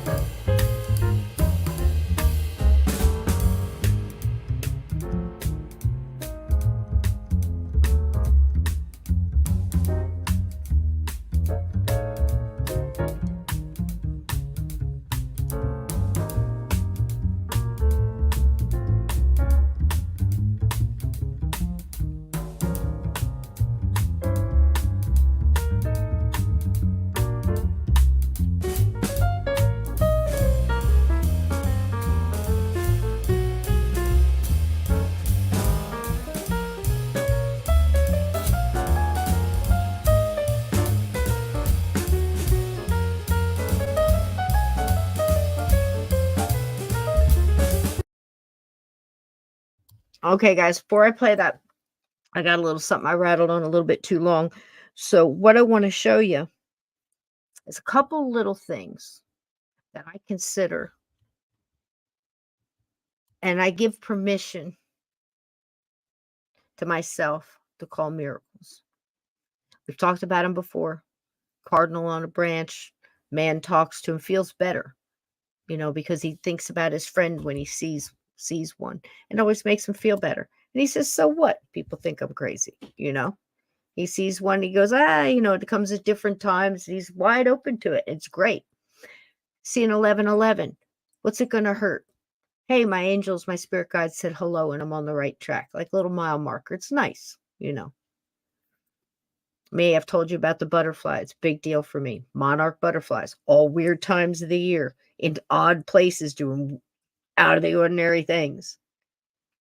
At the right time. The right moments. And when we look at it, that's what our life is. It's this chain of moments. And whether we can go back to visit one of those moments for a second in time, a flash of a memory, a smell of an apple pie, or the perfume, or a cologne, or pipe smoke, tobacco, that takes us back to grandpa and grandma, or Aunt Sally, or whatever, fishing with George, whatever it may be. We have that ability to go back and grab one of those memories anytime we need that boost, that little zap of light and energy, remembering exactly, putting us back on path. Why leave it up to chance all the time when you can actually go looking for these things? Like I said, we do it subconsciously through sense and things like that. Memories, watch an old movie, an old song takes you back. It's just an added tool, so you don't pick up another tool and hit somebody in the head with it. I don't advocate violence at all. I must say that. We love you, YouTube. So there's a minute. That's just a minute. And it can make all the difference. Right? Just taking a moment. Who doesn't have a minute? I don't have a minute. We've heard it. I don't have a minute. I just need a minute. I don't have a minute. What if that minute was important? What if that minute would change that person's life, your life? Sometimes we need to stop and pause, hit the brakes and go, what do you need? Okay, that's nonsense. I don't have a minute. But what if it was important? So many times we think we should have gone back and give that person a little bit more time, or sat down with that kid at breakfast and said, you know what? How's it going to school today? You gonna have a good day to school? What are you looking forward to today?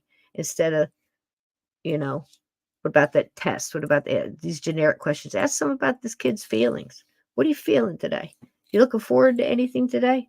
Yeah, I'm looking forward to gym today. We're going to play dodgeball, and I'm really good at it. We're playing baseball. I'm going to get a hit today. I know I am. Leave them on a positive note. What's it going to hurt? You're going to leave feeling better. They're going to leave feeling better. You took a moment, a minute, can make all the difference. Just a minute. And then we get so busy, caught up in listening to what's happening next and what's going on here, things that you have absolutely, if you have control of it, by all means, get in there. But if you can't, you can only control you and how you react to things in your square foot of real estate as you move that square foot of real estate around about your day and bring it back to where you started, usually, and do it again. So you need these tools. I need these tools. I'm lucky enough to have somebody who loves me that goes, hey, wait a minute. Are you sure that you're angry about that and not this? Or are you worried about this? Maybe you need to, drink some water. Maybe you take a minute. Maybe you need a salt bath. Maybe you need to put some salt in your pockets. Maybe you need to run it around the house and make a big old circle of it. Right? But there are miracles out there. There are things. I've seen them. And again, everybody's definition of that gets vague in different places, and it might be something small to someone else. But miracles are usually very personal. And I don't mean that a miracle can't happen that changes everybody in the room. I don't mean that. I mean, it's personal to that person. Same one thing. It's going to affect everybody differently, right? And we're meant to share them. And I've shared many of mine on this channel over the years. But tonight I wanted to grab a couple of things that were just wild and different. And I'm going to finish up tomorrow with Steve on some of these because they're just, some of them are wild things that happen. Some are crazy. Some are scary. Some are just like, wow. We forget how crazy some of the things are that happen around us, or the amazing things that happen, like the coach that changed a kid's life, or English teacher that inspired a child to be a writer, that, a grandfather that, teaches a grandson how to fix a vehicle. And now that child may take and, spend those special moments with somebody, or fishing, or whatever it may be. Took the time, showed somebody how to make a beef stew, or make bake bread, or whatever. Passing along little bits of you so they carry on. What that person does with it, that's them. But you did it and you feel good about that. Almost like a life apprentice, because I think when you give back to yourself, and you don't do it for that, but it's a wonderful side effect. And I think if you do it of yourself unselfishly, it's even more so, right? Even the littlest thing can make a difference. The tiniest of things can make the difference. Take a look at this, and you tell me that this isn't a miracle. In a lot of ways, I would be called, that's heresy and blasphemy. This is the most divine thing I've seen in a month.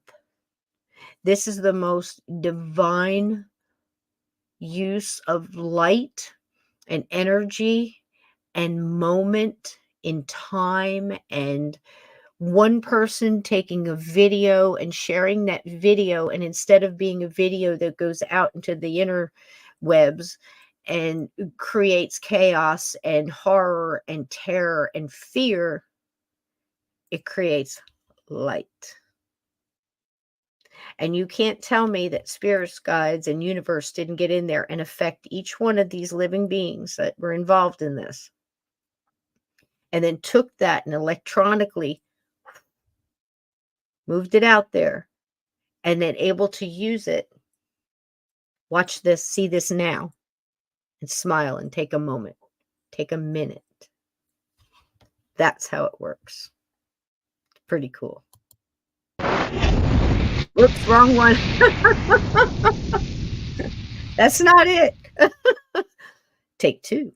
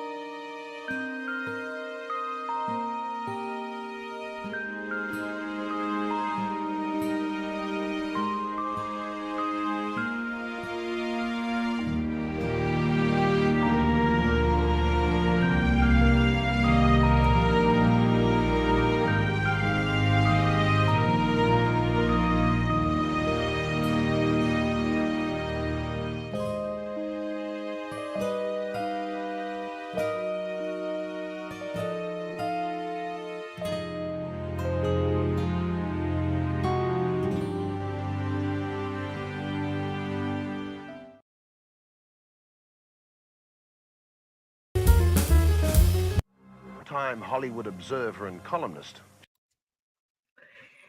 There you go. That kind of stuff exists too. It's happening all around you. You can be tricked into thinking it doesn't, but all you have to do is see. And not let other people forget that stuff like that still exists right now. There's good, there's kindness, there's love. Even if we have to stop ourselves and make ourselves search for it. And maybe stop ourselves from delving too deep when we're not strong enough to keep going so deep into the dark. Stay in the light, recharge till you get strong, then reach back in if you have to. Get your information, and then do something good to counteract that. I'm going to do a kindness today. I'm going to drop one of those old cards in my neighbor's mailbox. Say, you know what? Just remember, you are somebody. You're loved today. Whatever it may be. We've all got those things, and sometimes they come at times when it's annoying, or you got a fortune cookie, you're like, yeah, sure, right. But sometimes those little things make such an impact that we never forget them, and we never know when they're coming. So an opportunity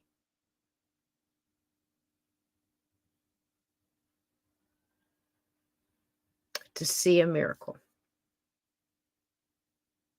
Even if it's a bird in flight or something that you pass every day, a sunrise, a sunset, a smile, a laugh. Hey, Aunt Edna, welcome in. And it usually has to do with something a little more innocent than us, like nature and, animals, and just the beauty of a rose or a flower. One of my favorite things is to see a pretty flower growing in the crack of a a concrete parking lot. It's like they found a way to bloom where it was planted. To hell with everything else. I'm gonna be me. That's us. Stand and keep your lights on. This one is a fun one, and I'm not gonna play them all tonight because I said a little bit more than I wanted to, but this is gonna be like a continuation. I'm gonna bring Steve in here, and we're gonna share some of these stories. There's a couple of mysteries, and I think this whole life is a mystery. We love mysteries because we like to use that to keep our discernment sharp and our judgment, and talk about it ourselves and try to see everybody's vantage point, um, other people's ideas and stuff like that, because I still think it's a very important thing to do. Um, and then maybe you have to try to gently coax somebody and say, I understand that, somebody said that 50 years ago. I was watching this thing. It was great. It was on the Da Vinci Code. I know we all know the Dan Brown book. And before that, there was Holy Grail, Holy Blood, Holy Grail. And there was a couple other ones. But once you start to go back, and you start peeling back some of these things, and, of course, Dan Brown's gotten up there in interviews and said, all these things here are true, and these facts are true, and these things are true. And I'm going to be honest with you, again, nobody knows unless you were there. And I mean, I'm sitting right here, and I'm across the street. If I go out my front door, I'm across the street from my neighbors. I have no clue what's going on in that house. I'm right here in their neighborhood. I can't tell you what's going on in her house or the next door over there. Not right this minute. I can give you a guess because I know them a little. I can make a good theory about, based on the data I have, of what's probably going on right this moment at 10 o'clock on a Sunday night. It's calm. Maybe some little TV watching. Slippers up on an ottoman. Comfortable. Maybe a cup of tea. It's a guess. I don't know. So how do I know what's going on halfway around the world? How do I know what's going on in your life? How do I know what's going on in anybody's? I don't even know what the hell is going on in mine. So we have to stop digging so deep and trying to solve everybody's, an entire world's problem. Here's it. Peace.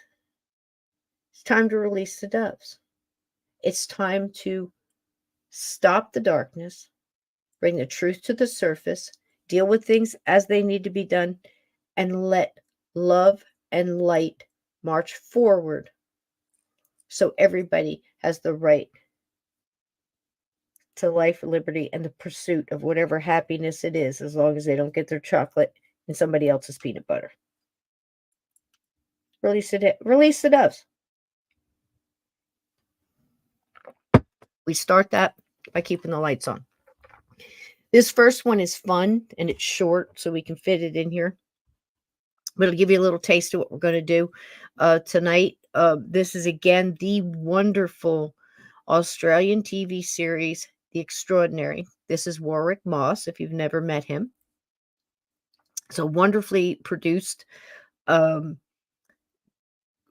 Let's just say kind of like a supernatural paranormal mystery series. Very well produced, very well put together, very well reenacted, very respectful to the people that are experiencing these things. And it really gives you enough room to get as much of the facts that were available at this time. It was between 93 and 97. So any information found out about certain cases and true crimes and mysteries and things that's happened or been uncovered since then, of course, they didn't know now. Just like when we watch In Search of, it was like Jack the Ripper, and then all this other stuff comes out, well, it was 1970. You know what I mean? But it's funny how much of the In Search of and things like that we watch where nothing has changed in 50 years. We're still saying the same things, getting the same type of evidence, and still arguing about it. It's funny. But this one's fun. This is one of those things that you could call it an amazing thing. Some people standing around might say it was a miracle. But I think that happens a lot with animals. Animals do so many things. We've all heard about the dogs that wait at the train station for the owner and never comes home.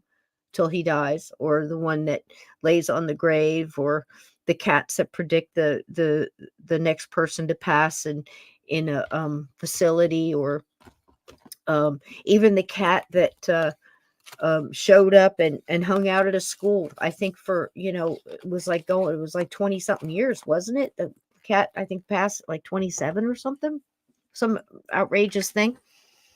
So many stories of the involving animals, horses, and different ones. They never cease to amaze us, and their love is unconditional and deep. And so many mediums and psychics and other people that especially those in the shamanic realm, and a lot of the tribal, as well as Buddhism and things like that. I'm sure I'm missing some, forgive me. They have such a respect for animals that have come here basically to show be a ambassador of unconditional love and forgiveness, and to show us what that kind of loyalty and things are. Think about it. Think about it.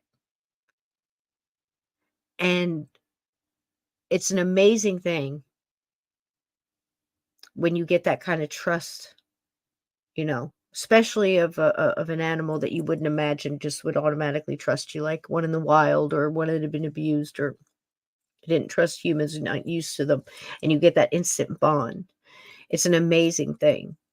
And I've had it with multiple animals, some that broke the mold. We've all been there.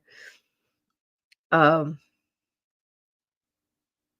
I think there is that connection. We've talked about how animals pass and don't get hung up like humans, because they don't have all those earthly burdens and regret and jealousy and things like that. The only thing that usually keeps drawing them back is their love for us and their worry for us, and they want to care for us and greet us when we come home and things like that. That's all they're thinking about is us, and that's animals. It's amazing, especially dogs and cats, domesticated.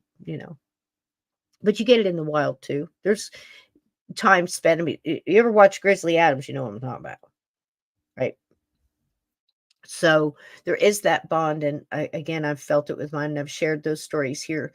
So this one, it was added interest because it's an older movie star, like we showed in the beginning, in the intro, of these flashes in time with these movie stars now on film forever, seemingly forever.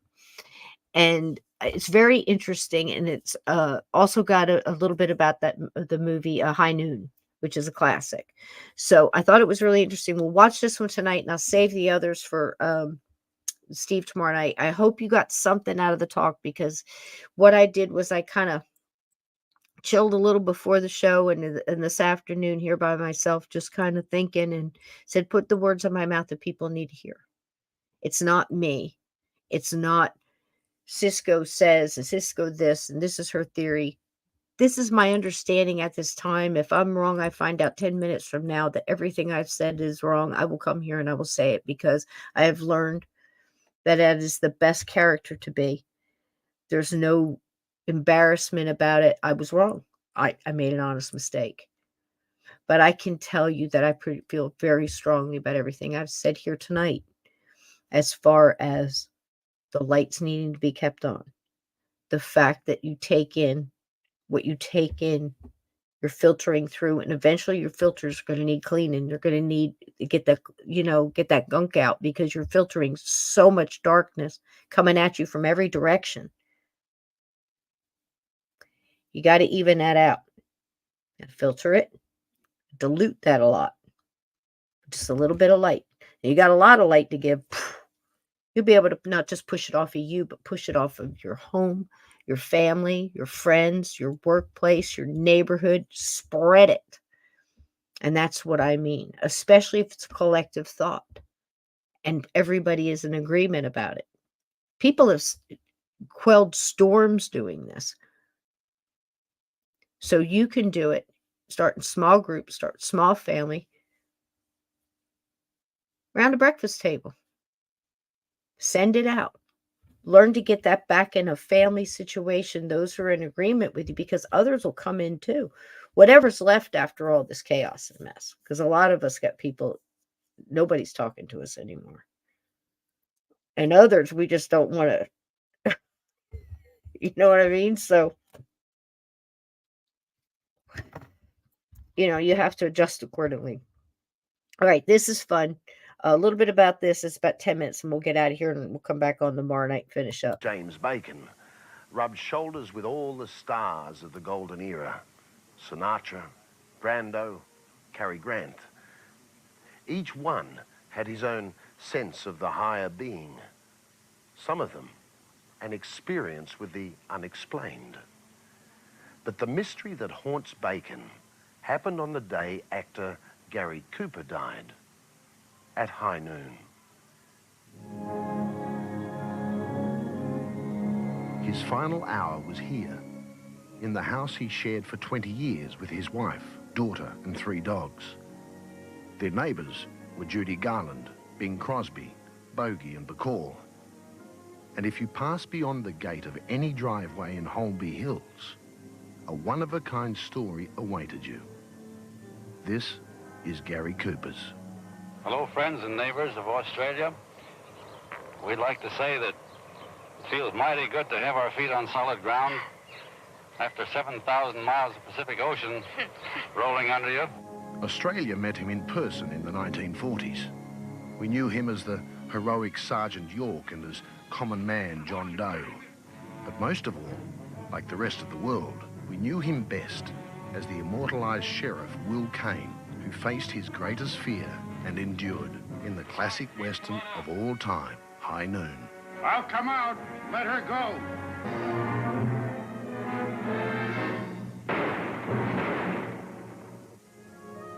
40 years ago, Hollywood columnist James Bacon sat in Cooper's living room. I came here in 1952 after that first sneak preview of High Noon, which was a disaster. And Cooper sat there on the couch, and his 2 French poodles jumped up on his lap and, got very licking him and everything else. Gary Cooper's closeness to his dogs was special, as we'll see in a moment.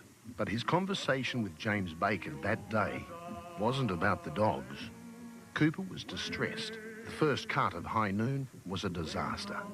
The director had a thing for Grace Kelly, and he was so intent on her close-ups, he lost the plot. The whole picture had to be re-edited, and the song High Noon was actually written so audiences could understand the storyline. I must face that deadly killer. Elmo Williams took the picture for that weekend, and he cut it down to its bare High Noon terror. And all during the picture, Cooper had an ulcer. And when we saw the sneak preview, he was burping all over the place.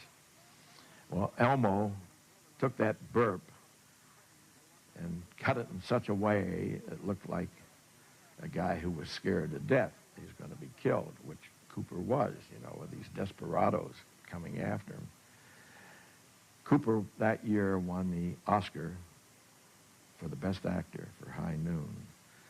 And I happened to be in the press room the night he came off stage, and he came up to me and he says, "It's the first time an ulcer has ever won an Oscar."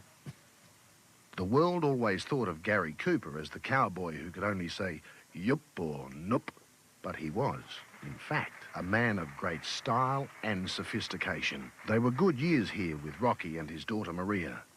The Cooper house has new owners now, but back then it welcomed the likes of Ernest Hemingway, Clark Gable, and Jimmy Stewart. When Gary Cooper died in 1961 of cancer, just 6 days after his 60th birthday, all Hollywood turned out for his funeral. The motion picture world has said its farewell to its most beloved star. But it was an eerie moment shortly before this ceremony that still haunts James Bacon today. Well, the last time I was at this house, I was not inside. I was out in front. It was a death watch for Gary Cooper. So there was a whole small army of reporters and photographers and radio people outside just waiting, and it was very, very sad. And all of a sudden, his 3 dogs came out to the side of the house. There were 2 French poodles and a mongrel. And they started howling, whining, and making the weirdest sounds, It was, like a group of banshees, howling to the moon. James Bacon didn't know it, but it was a scene that would stay with him for the rest of his life. Well, I looked at my watch, and it was 12:27. I noticed that, and I made a mental note. Then I went back with the other reporters. No one else followed me over to the dogs, as I recall. I remembered at the time, my mother told me an old Irish folk tale. A dog always knows when the master's soul leaves the earth. It must have been 1 o'clock. The doctor come out and says, Mr. Cooper has died. And I said, what was the precise time of death? He says, 12:27, right on the nose. So there it was, that Irish folk tale. The dogs howled. Cooper died. High noon.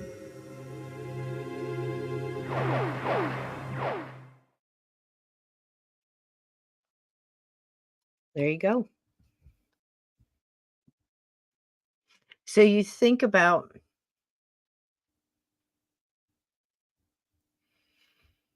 there must be something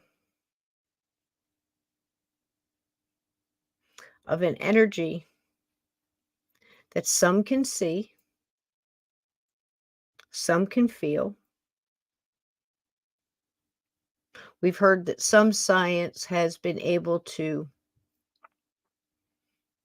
even weigh it, the difference between a body and after death, immediately after death. And then that's been disputed back and forth. And of course, arguments start and, degrees are pushed around and fingers are pointed. Those dogs didn't have any of that. They weren't taught psychology. They weren't told what to expect. They were put in the yard and probably taken care of at whatever pace they normally were taken care of, while this man lay sick and, away from the family and off in a pen. Somebody didn't go out and report to him every 10 minutes what was happening at the house. They were animals, of course. They didn't know what was going on. Not the first account we've heard of animals reacting like this. Not just being in the same yard or the same home, but in other states, being far away.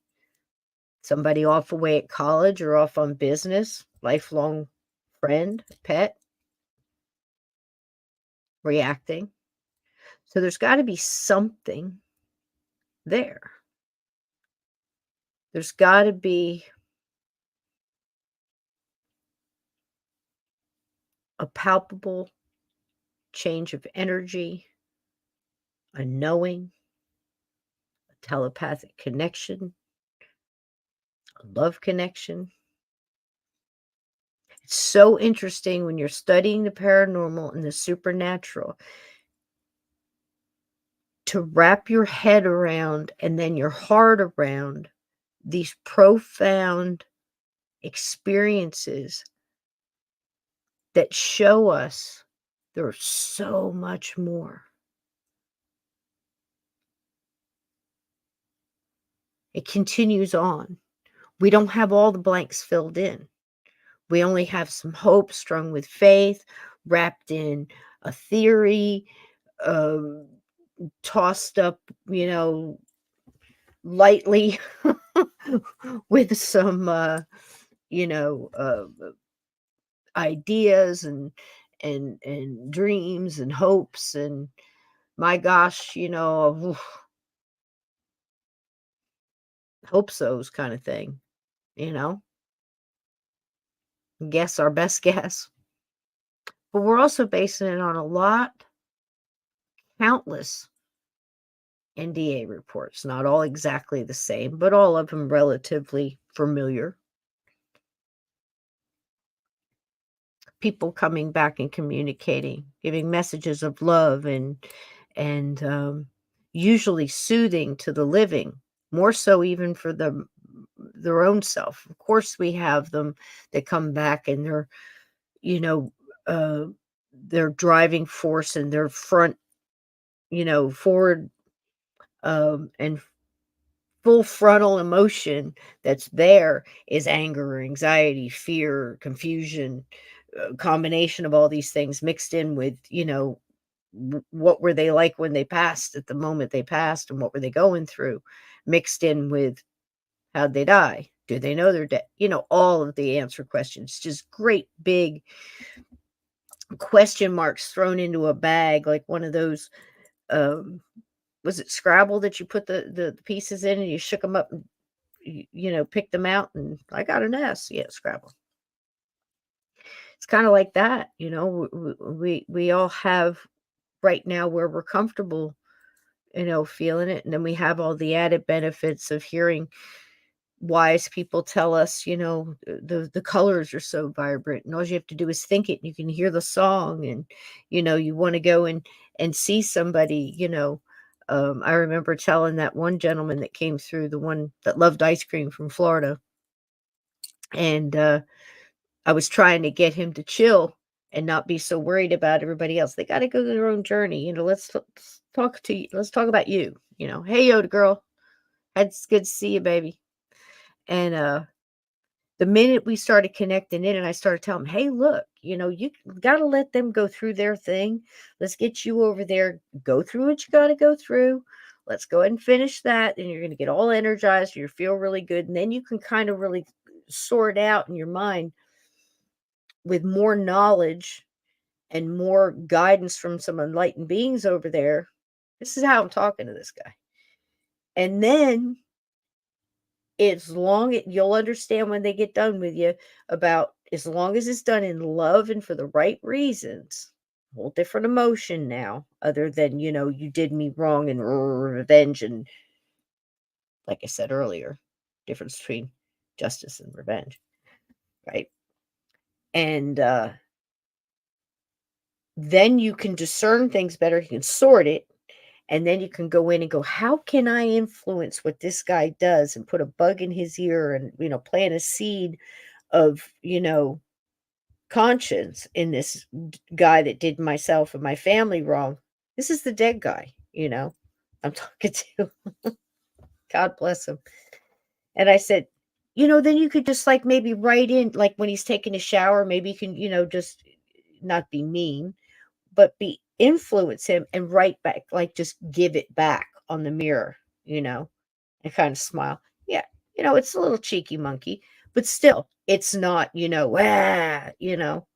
this anger and stuff. It's just do the right thing, do the right thing.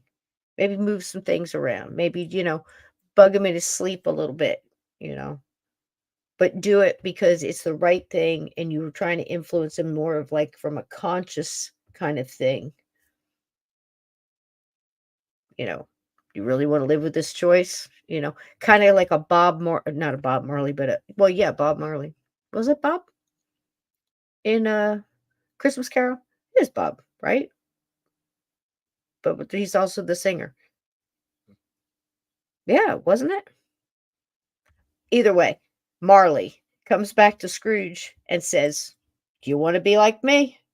I forged these chains in life. I've got all these cash boxes filled with rocks and lead that I have to drag around with me because mankind was my business.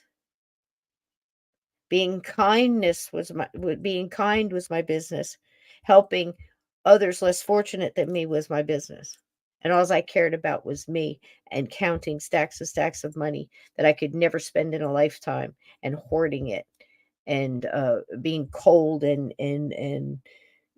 alone and antisocial and everything that happened to him, alone, eating gruel, with one lump of coal freezing to death in a big old house all by himself. You can't tell me that doesn't go on. Put out a front, pretty soon you don't want to see anybody. Rah, bah humbug. Now, I know it's a little too early for bah humbug, but you get my point. You can see how people get that way. In Cabin 22, how did Jeb and Skeet get the way they did? You could see it. Tater was confused, and he had other things influencing him, and he had reasons why things were, he was able to be influenced in that degree. But he also found his way back around, didn't he? Not so stupid, is he? Right? What happened to these two schmucks? One gets blown up by a still. That was all he had to do. He had one job. Right? He did all the things he shouldn't have done just because he was told not to do them. Out of greed and spite and anger and self-disappointment and everything else. Think about it. There's a lot of people out there like that. How do you counteract it? Treat him with kindness. Go Roadhouse. Be nice. Until nice no longer works, I guess, right? Keep your head on a swivel. Watch your six. Don't do stupid shit. If you have a chance to be nice, be nice. If you can look at the cashier and say, hey, how are you today? You doing all right? That time I went in the grocery store, and I started to tell you, looked at that cashier and said just that. Because the lady in front of her had been kind of giving her a hard time, and she was doing a couple of things, and it wasn't anything like bombastic, but it was enough to be. You could feel it. You could feel the energy. It was it wasn't good. It was a little sour. Unpleasant. And I'm just watching. She's she's an older lady. She's probably looking at her watch, still wearing a watch, so that gives you the age range. And she's I'm thinking, man, she's feet hurt, back hurts. I'm here. I got to pay that electric bill. I got to buy those groceries. I got to pay off that whatever. She's trying to make it. And she's waiting for this lady. Like, how you doing? What I mean? It's like, how you doing today? You doing all right? And she just looked at me. First, I thought she was. She processed it, and she was. You could see that the breath. She took a breath. She breathed in a little positive. She said, I'm all right. How are you? And for a moment, you had two human beings being chill to each other in the middle of a place full of chaos and anxiety and running, and I got to get this, and I don't have enough for that, and I forgot this, and he's such a jerk, and why did she ever, and all of this going on and around. And you could feel it. You could feel the difference. And even the woman that was giving the cashier a hard time had a hard time continuing her behavior in that environment. And it was two people in a moment. If you look for that and you aim for that, even if you have to stop yourself cold, leave skid marks on the road when you do it, to stop yourself from doing something else and go, I'm going to try it and see if I walk away feeling different. And then I'm going to make a note of that, because you're going to need it in the future. And you can love your way through this, and you can help others do the same. But you got to start with you. I love each and every one of you. I will see you here tomorrow night. Thank you for listening to me say this, but I'm going to put it out there on the internet. You put it out there and you hope that it gets to somebody who needs to hear it. Maybe it gives somebody strength, and it's not because of me. It's because of you guys being here. It's because of all of us connecting in and sending it back out and spiderwebbing it. Because, look, I'm just me. I mean, I'm just a human on this earth, 60 years, paid attention, made bad choices, a lot of them. Got up every time. Sometimes I had help. Sometimes I was able to do it on my own. But it was always hard. It was always a struggle. But you get back up and you continue on. And eventually it gets a little bit less, a little bit less, a little bit less. Don't help the universe screw with you. Don't help it, because it's going to happen. Life happens. It comes at you hard sometimes. But if you know that this continues on, so much so that animals react to it on spot on. I've had experiences the same. You guys know experiences of the same, similar stories. Nature isn't wrong. Nature knows what it's doing. It was here before us. It'll be here after us, I hope. And I hope that's a very long time. Because I feel like we are on the werewolf, and we are right in the middle. And it's a changing. And neither view looks good. But I feel to my right and I feel to my left. And I got a light worker standing on either side. And I know that circle goes around. And we don't have to worry about our backs, because we each got it. And if you don't have somebody like that in your life, you do. Look around you, look up, look down in this chat. We're here every Sunday at 8 p.m. We can't answer all the questions and give good guesses, but we know what's right. We know what's wrong, because it feels that way. Nothing else matters. Nature's got the answer. And something as small as a leaf dancing in the wind for a moment, or a bag, like that movie in American Beauty, dancing in the wind,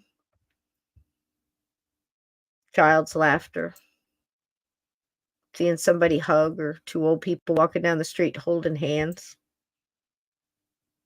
or a butterfly playing with a puppy. The beauty's out there. We might have to scratch a little deeper to see it. I suggest y'all look in the mirror, because there's beauty there too. I love you all. I'll see you here tomorrow night. How about a little skeleton death fairy? Because, it's a paranormal channel. Love you. Good night.